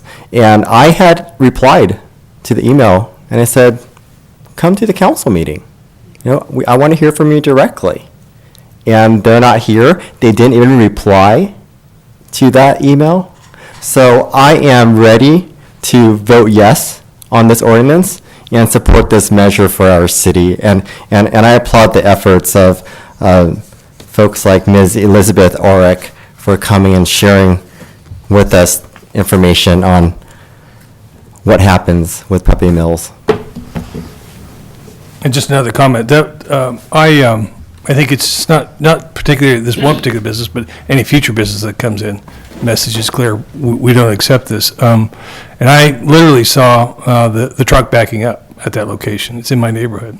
So I know firsthand, if anybody, all you have to do is go to the internet and see something like a puppy mill, and you're bound to be against any kind of business like that coming into ours, and there's the potential for it for future business. So I'm glad we're taking this action on this ordinance. We're doing the right thing. Yes, and I applaud the leadership of Councilmember Chris Beard for bringing this forward.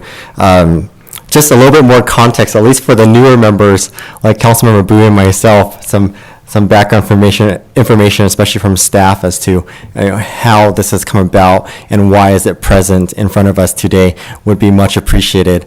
I also want to say that this ordinance gives a 1 year for the business to come into compliance. And I know that there are a lot of residents, particularly in the West Side, West Grove neighborhoods, that are more than happy to support this business when they're in compliance. So we welcome business in Garden Grove. This is not something that says that we're not against business. This is something that says that we have a moral compass in our city. And I do applaud Councilmember Beard for bringing this forward.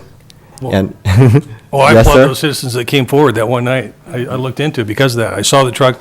After that meeting, I saw the truck backing up, and I knew exactly what it was because of those citizens. So Yes. there's a lot of dog lovers, cat lovers out there. I'm one of them. There's a lot out there. It's a great network, and it's the humane thing to do. And so I'm glad we're moving forward with this. Yeah, Thank you, Mayor.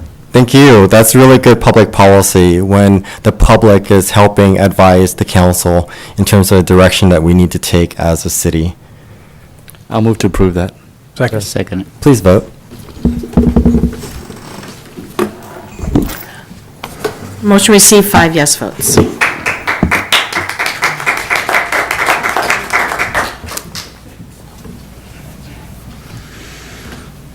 Okay. Item 19. You want to just go ahead? Sure. Mr. Mayor and City Council, 30 days ago, when we had the item of the status of the Lotus Plaza project, or also known as the Galleria project at 180 and 10189 Garden Grove Boulevard, after that hearing and much discussion, much input from you as council members, you would ask that we report back to you in 30 days.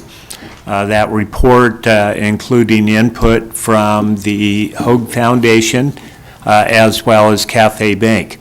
I can tell you that there have been a good level of communication between the parties over the past 30 days. Last week, we had the opportunity for all three parties, and I should reference that with the foundation, we had several board members present, had a very good dialogue, very good discussion, presentation, update on the status of the site, what's being done to secure developers, what are the respective role of the parties. And I think certainly you'll be pleased to see the level of effort that has been exhibited over the last 30 days. As I say that, I also have an obligation to tell you that there's much more to be done, and that there are a lot of decisions as yet to be made on this site. And those decisions are both independent decisions by the parties as well as collaborative decisions that will need to be made. So this evening really is an update for you predicated on your direction 30 days ago. We do have representatives of both the Hoag Foundation present this evening and Cafe Bank, and I know they are eager to address you and address members of the public in terms of what they've been doing and how far they have progressed. So with that, I would defer to our presenters this evening.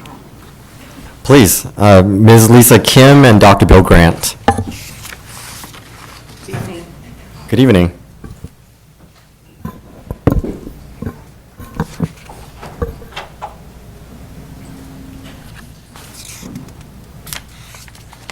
Good evening. We have, I believe our city manager has thoroughly explained where we are in this process. I remember we were here a month ago, and it was basically, you put fire to our feet to get something done. So we have been moving in a positive direction. We've also identified a potential developer who, we put in the packet today, I believe, the staff has put in the packet today, who has actually demonstrated that they can take a broken project, a busted project, and develop it into some sort of a mixed use or housing. So we had a very good meeting, like the manager said, last week, and we'd like to move forward. And where we are today is they submitted, as I recall, last month, we informed you that we did have a letter of intent from this developer. We are now in the process of negotiating that letter of intent. We've had a good discussion today, or actually last week, and then we'll be hopefully finalizing it in the next week or so. We have great cooperation from the Hoag Foundation and support from the staff, so we're really anxious to get it done. And we have also the developer here in our presence, so if you have any questions for them, it's all conceptual, as you can see, but they are here to hear us out and also to familiarize themselves, as well as with you, with the developer. So if you have any questions, they're here too. Thank you. I would like to have assurances, and I'd like to explore what our legal options are as a city, not necessarily to take them, but so that we are equipped as a city to act in the best interests of our city. So this is really a promise. We've been entrusted by the public to resolve this matter. This is a matter that's been ongoing, and we haven't had assurances in the past. So I'd like to conference with our city attorney to explore those options so that we know what kinds of tools we have as a city. And that's really important because we're here representing our city. I'm really happy that the developer is here. I'm really happy that you're both here coming back to us to update us. The bottom line here, as mayor, and I hope as a council that we're faced with, the bottom line is these are status reports. These are updates. As a city, we still don't have the tools. Just in case we need to take action, and we don't even know what those tools are at this moment because we have not conference for legal counsel to act in the best interest of the city. So I do appreciate your time. I do appreciate your efforts. I wish you the best of luck. The conversation I'm having here is really with my colleagues, and I'm asking you to please join with me to conference with legal counsel so as a city, we know what our tools are in this particular matter. Well, Mr. Mayor, may I ask you, before you proceed to that discussion, they're here to present their report to the council, so that's just us trying to understand to the, nut and bolt of their report before we sidestep to another, topics. With all due respect, Councilmember Bowie, I'm not sidestepping. You yourself asked hang on a second. You yourself asked at the last meeting for something concrete, okay? And you gave the developer and also the bank 30 days. Yes. It's been 30 days, and what we have in front of us is a letter of intent. I'm deliberating publicly. I think you should hold to your word and what you asked for at the last meeting. Mr. Mayor. That's what we have in front of us. Mr. Mayor, please. Sure. Before, next time when you address the council, please let us finish first before you interrupt, okay? Now, we are here to discuss what the bank, the Hope Foundation, and the developer report to us. We give them 30 days, and they come back here and present their report to us. And before you need to give the council the chance to ask them question, and they answer it, and then we will go from there. Sure. Before that happen, please do not interrupt that process. So you mentioned earlier, a month ago, that we have 7 developers, 7 proposals. And I understand that there is another 8th developer that joined in at the last minute. Can you have in front of us here, and I read through that, and the proposal look nice, but there is no guarantee. Like any project in any business, it is not fair to ask for a guarantee that this will prevail. And I never meant to ask for 100% guarantee that this will be happening. I'm asking for the level of confidence that you can show us that this project will move forward and will be likely to be succeeding. So, and we've been through this before. There have been other developers that coming in and were very close, but it fall out at the last minute. What I would like to hear from you and the developer here tonight is more information. I hope you will bring them up here, and you mentioned that at least one of them are here. But I also would like you to be prepared, because you have been going through the applicant, the developer, and select this one. I would like to know also what are the other 2 top candidates that were selected. And I would encourage you, if the council decided to give you times to have this thing come true, and if for any reason you may need to consider something else, keep that the 3 finalists closely with you, so that we have more chance that this thing will be moving forward and will be moving forward timely. So can you please give us some more information? Let me talk.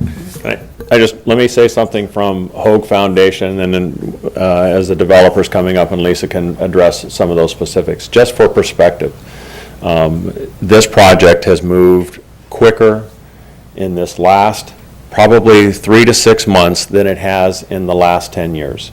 That's the perspective. I can't imagine something not getting built. Something will get built. The question is what and when. And I think if we can, again, put it into perspective that tearing this down, which if that's what this council decides, Hoag Foundation will support any decision that you make. And we're part of this community, and we already talked about that. But I don't think that we really want to prolong the situation by tearing something down just to start over again. If we can take what we have and add on to that, we are ahead of the curve. And that's our perspective. But we are, again, Hoag is incredibly committed to doing the right thing here. And in that pursuit, I will say that has prolonged getting us to this point. But perspective-wise, and we had a great conversation with staff. We really feel that this is moving forward faster than it has in years.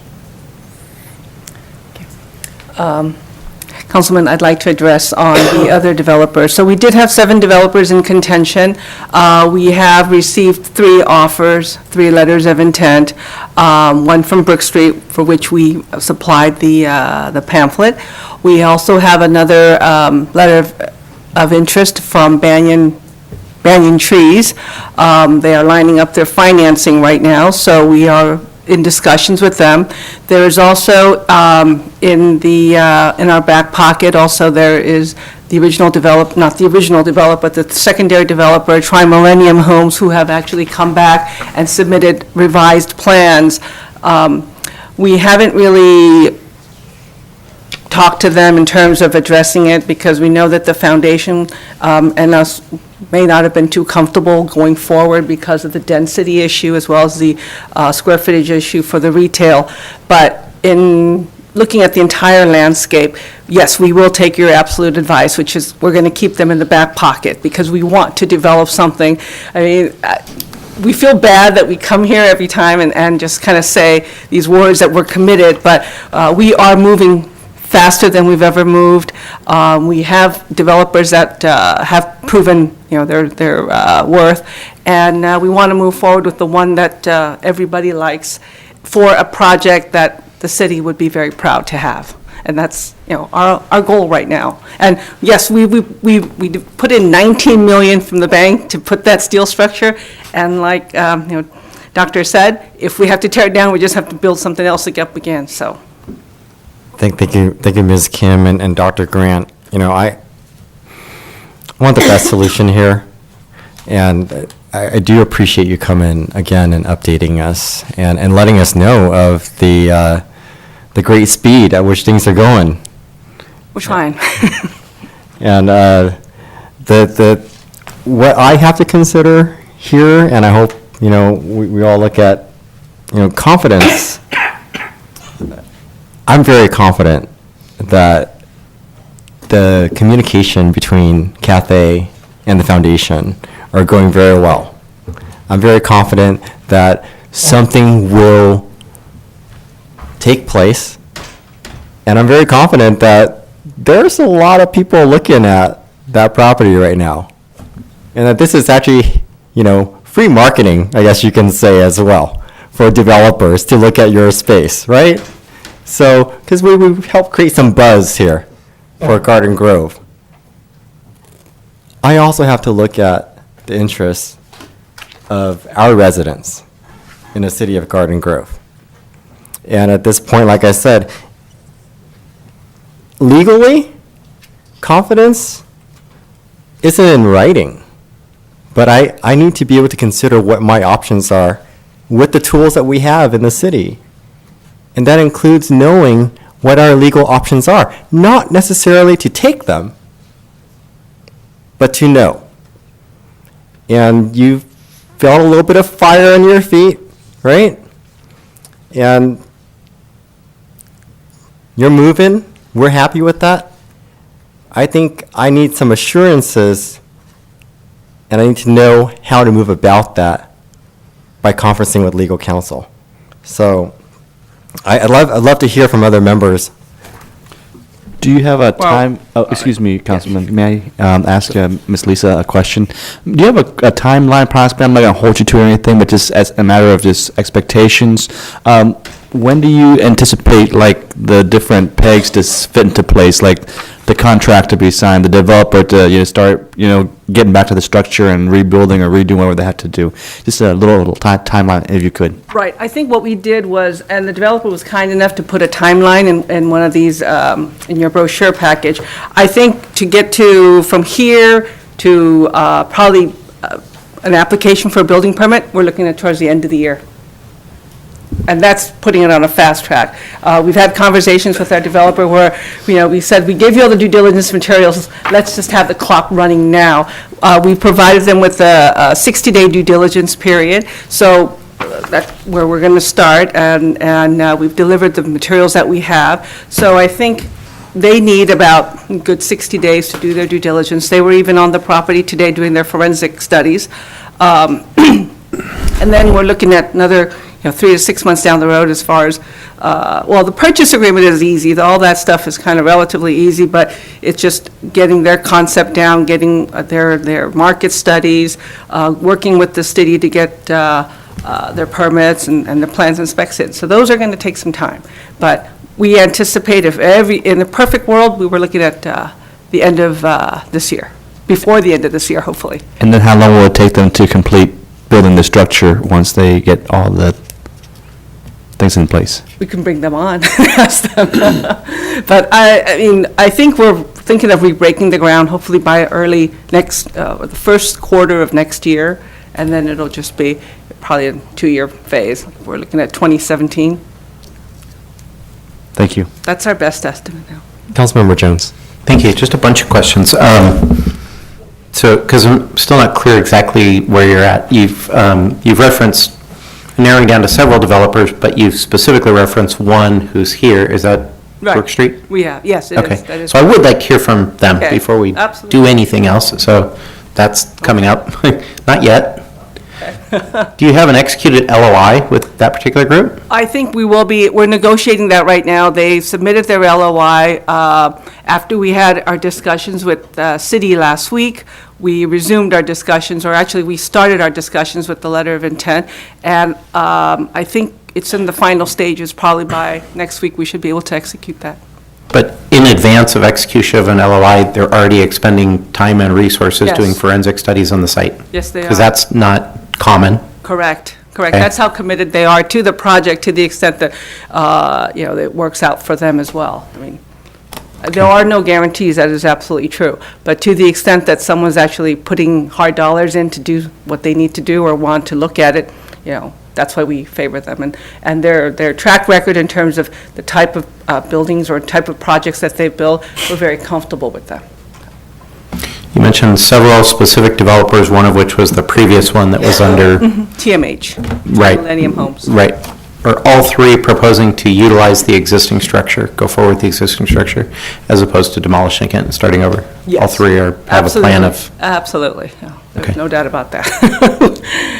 And the tricky part is really the retail. I think that's where people kind of get stuck on the second floor retail, because the ceilings are high and whatnot, but, that's a developer's challenge.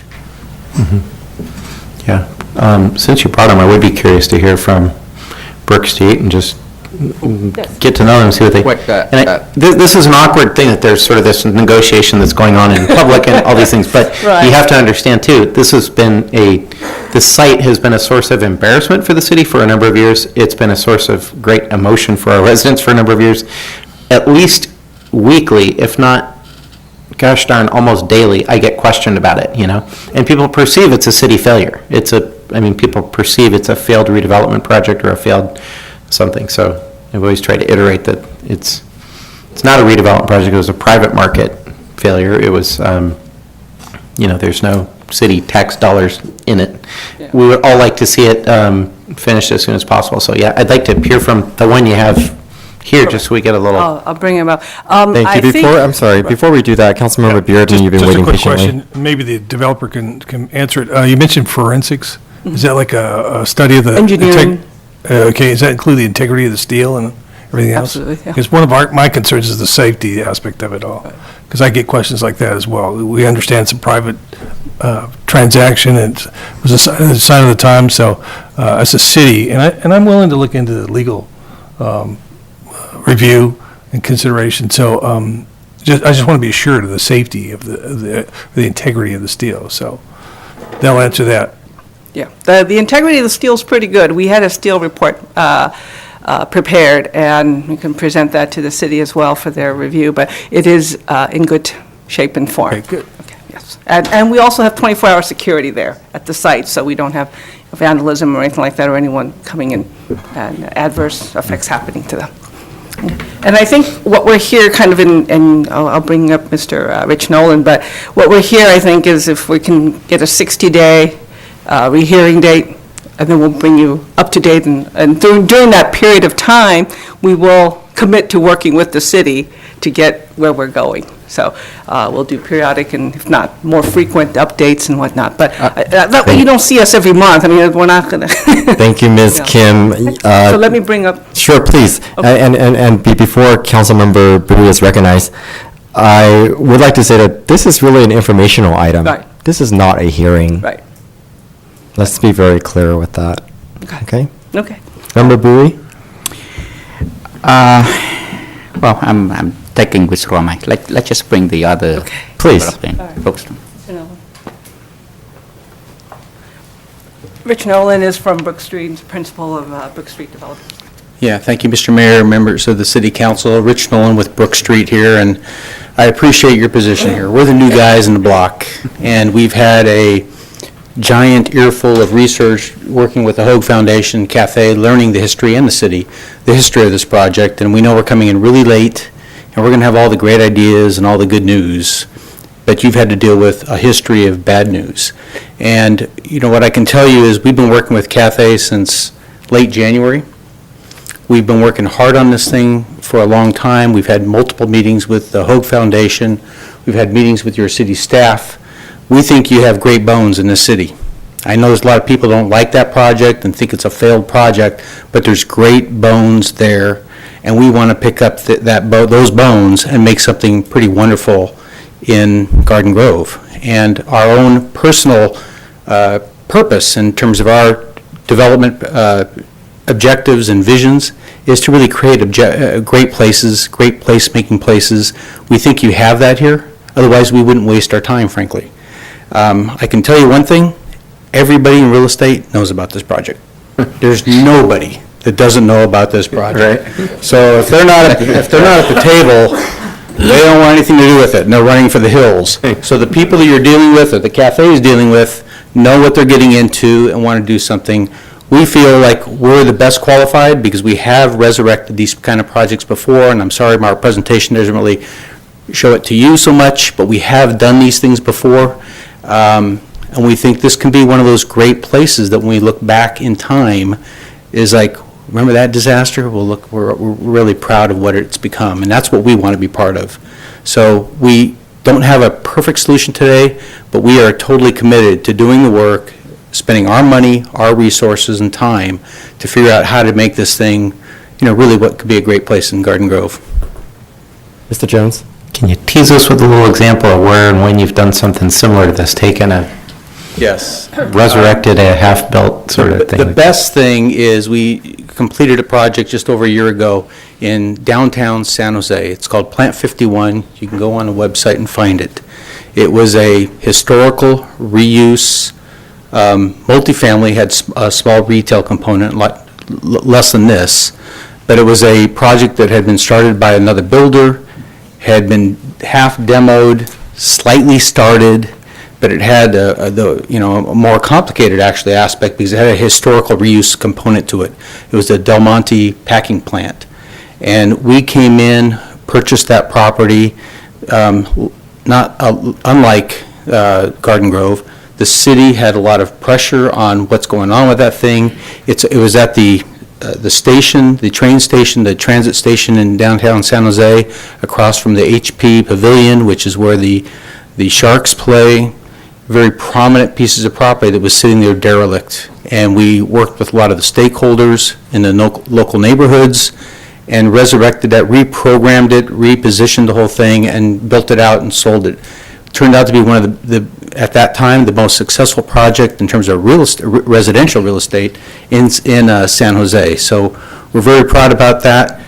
We've told everybody around, just because you've done it once, when you walk into those things, you think you can kind of daylight all the issues and what you're going to do. When you get into the details, it's very complicated, and it's really about problem solving. And frankly, it's also about, a collaborative process working with, in that case, it was mostly with the city. In this case, it's with Cathay, it's with the Hoag Foundation and the city. So this is not something that one person's going to save the day. It's going to be very much a collaborative effort. And I think we have a really good start, at least from our position, working with the Hoag and Cathay and the city at this point to really bring this project back. And at a first glance, what are you proposing to build, or what are you proposing to do? We're going to keep all the bones. We don't want to change any of the bones. The real question, I think Lisa mentioned it, was how much retail can really, happen there from a market standpoint. You don't want to just build it and nothing happen to it. So ground floor we feel pretty good about. It's that second level that we're kind of working on right now, and we know Hoag's doing some studies, we're doing some studies.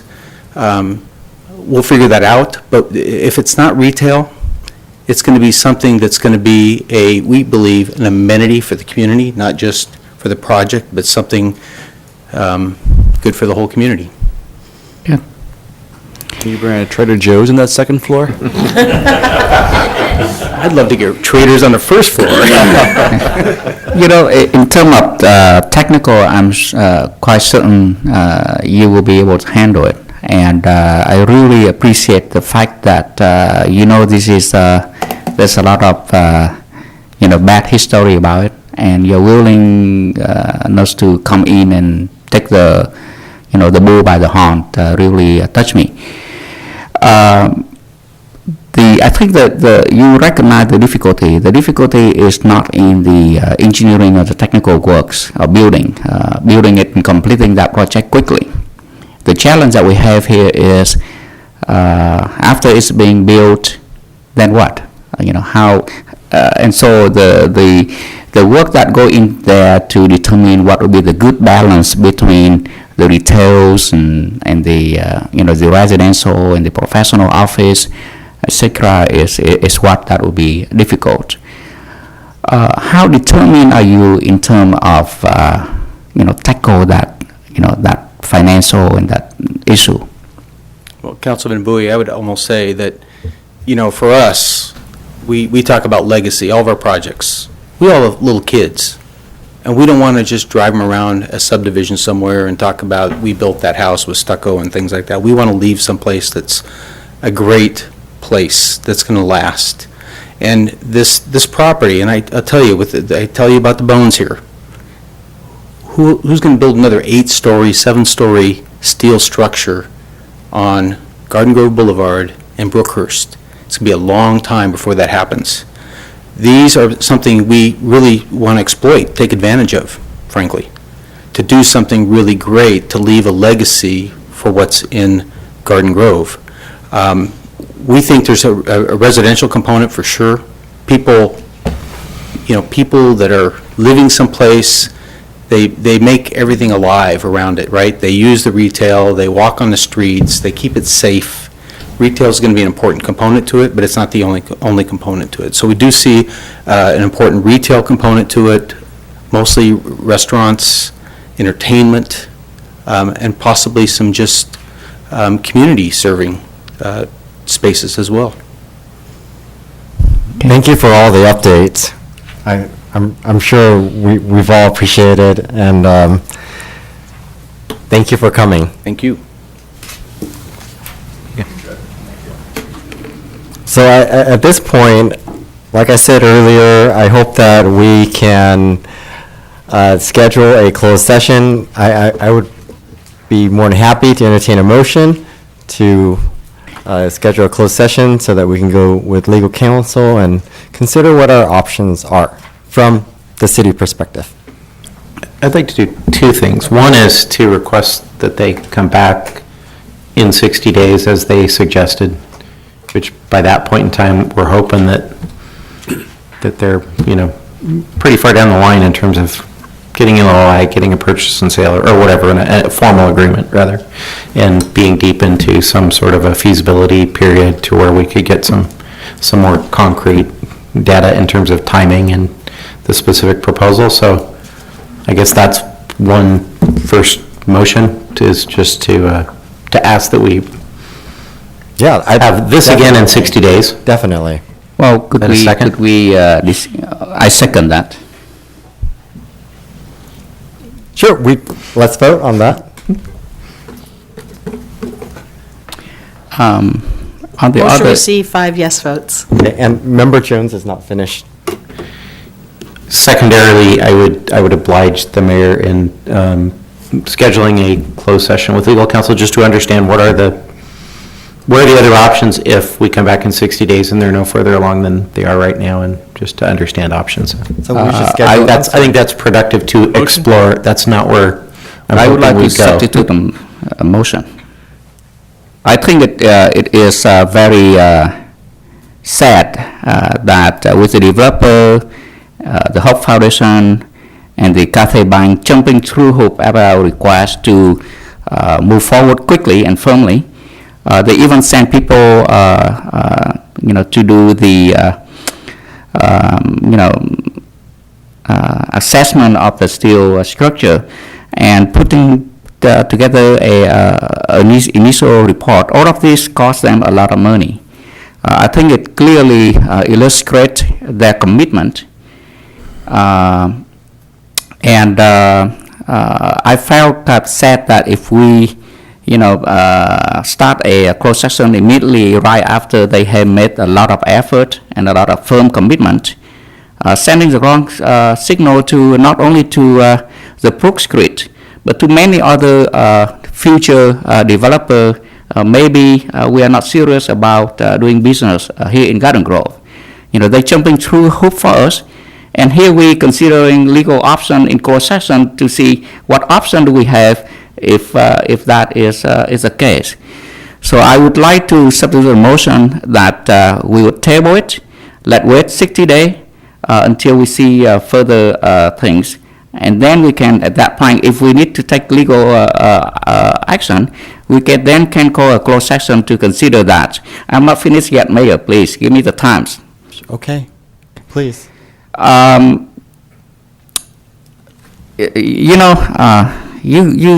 got to keep respect. Give me the respect, Mayor. You keep continuing disrupt me and interrupt me, and that disrupt my thought.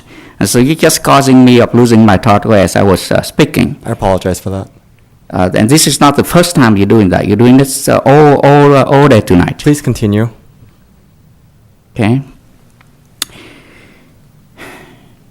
I believe that we all know what, very vaguely, what legal option do we have. We know that already.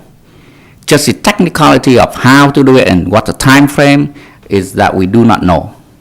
So I believe that if it comes to the point where the foundation no longer, the study from engineering indicate that the structure is no longer solid, the foundation is already eroded where it cannot support that. At that point, we can take legal action and very quickly force it to be demoed. Or if there are any other complication that causing the Brook Street to have a second thought about it, we can then take legal action. And at that point, I don't think it will be a long process. Why do we have to understand that the option now? That is something that's troubling me.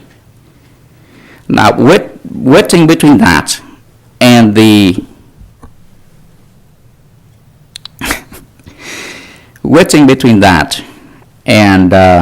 the need to show that we are a partners with business community out there, with the Hope Foundation, with Cathay Bank, with those institutions. They partner with us. Let's show them some respect. We do not need to do that. So I would like to put on the substitute motion that we would table the closed session to discuss legal action. If I hope that I would have a second for that. I'll second that. Before we vote, why is it that we don't want to consider what our legal options are? Not necessarily to take them. Why? Why don't you want to know and conference with legal counsel? The reason I already laid out, we already generally know in terms of legal path what we can do. The technicality, the time frame, or the specific of how to, we do not know, and we would know that very quickly. And secondly, for the developer, for all of the parties that involved to jump through hoop and show a lot of commitment and a lot of investment to the city, and yet we consider other legal option is sending the very wrong message to the developer out there that Garden Grove may not really behind business as they claim they are. And let me ask you a question the other way around. Why do we have to consider legal option right now? Sure, I'm more than happy to answer that. As discussed 30 days ago, or at the meetings, two meetings ago, this is not a city failure per se, because it's a private venture. It's not a redevelopment property. However, it is a city failure on the part that we had a demolition order. and we've gone beyond that demolition order. That's where it's a city failure. Not as city staff, but in terms of leadership from this very panel, it's been a city failure. So it is important that we consider what our legal options are. I don't know what those legal options are. I'll be very frank with you, Member Bowie. We need to conference with legal counsel, with our legal counsel, to represent the best interests of the people of the city of Garden Grove. That doesn't mean we don't respect the very good work that the foundation is doing with the bank in terms of finding a suitable developer. I'm very happy. In fact, there's a developer that reached out to me that's not on your top 3 list, that emailed me. You know, Ms. Kim? Yeah. It's exciting. But I'm not on your side here. I'm on the side of the public, and I need to know what our options are. So I hope that as a council, we can come together and just listen to our legal counsel. If we take any kind of action, most definitely there would need to be a majority vote to take any kind of action, but at least we should know for the benefit of our public. That's all I'm asking. If anyone in this council are tired of that building, I think it would be me. I live only a few blocks from the structure, and from my balcony and from my bedroom, I have to stare at that structure every day and every night. But anyway, I have made the substitute motion, and there was a second, and I am calling. We can do. Sure. Just a quick comment or question. With all respect, I want to vote against your motion, Councilmember Bowie, because I think we need the option of discussing behind in closed session the legal aspects of it. I like a status update where we are in the abatement process. So just for informational purposes alone, I think it'd serve us well to see where we're at. And we may be in a situation where we have no legal options now. I don't know. I have a lot of questions. I think we can ask a lot of questions that related to the project. This is not a reflection that we're going in closed session to take legal action, obviously. That's been made clear. So I'd just like to know the status update of where we are in the abatement process. So for me, I'd like to do that relatively quickly.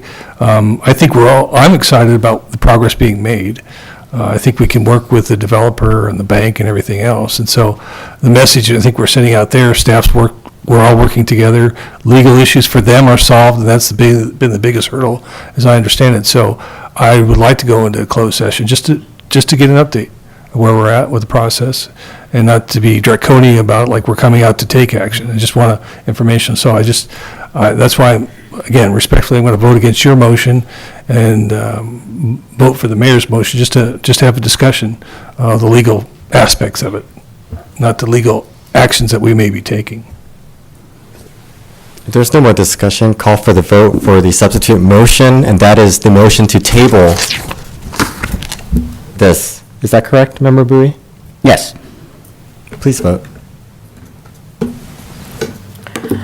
Excuse me. Motion received 2 yes votes with Councilmember Beard, Mayor Nguyen, and Councilmember Jones voting no. Thank you. Motion fails.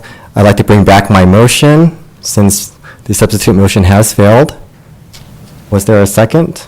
Yes, we did have a There was? Okay. Please vote on conferencing with legal counsel in closed session.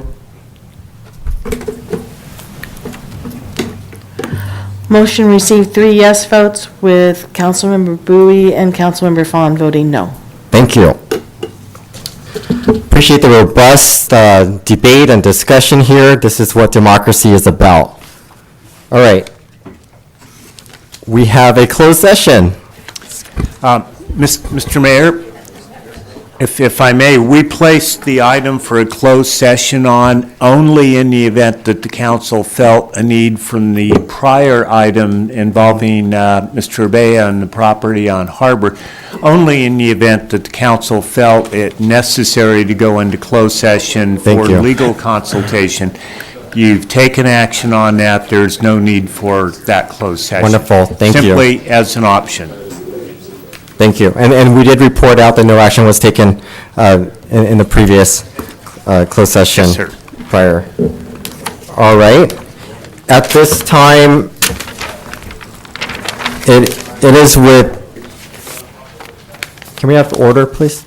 It is with really heavy heart that I'd like to close this meeting in memory of Leo Lambert, a longtime resident and regular council watcher and community leader in our community. And on behalf of our city council and staff, we offer our deepest condolences to Verla, and thank you so much for being here. It is great to see you, and if there are no more comments, okay, please, Member Beard? Sorry to delay the meeting, but I do have a couple items. Attended the dedication of the Tibor Rubin Library, the new library renamed in West Garden Grove on Bailey and Chapman. And it was in dedication to a great American, and he was there. I was happy for that. Tibor Rubin, if you don't know, real quick, was a Medal of Honor winner.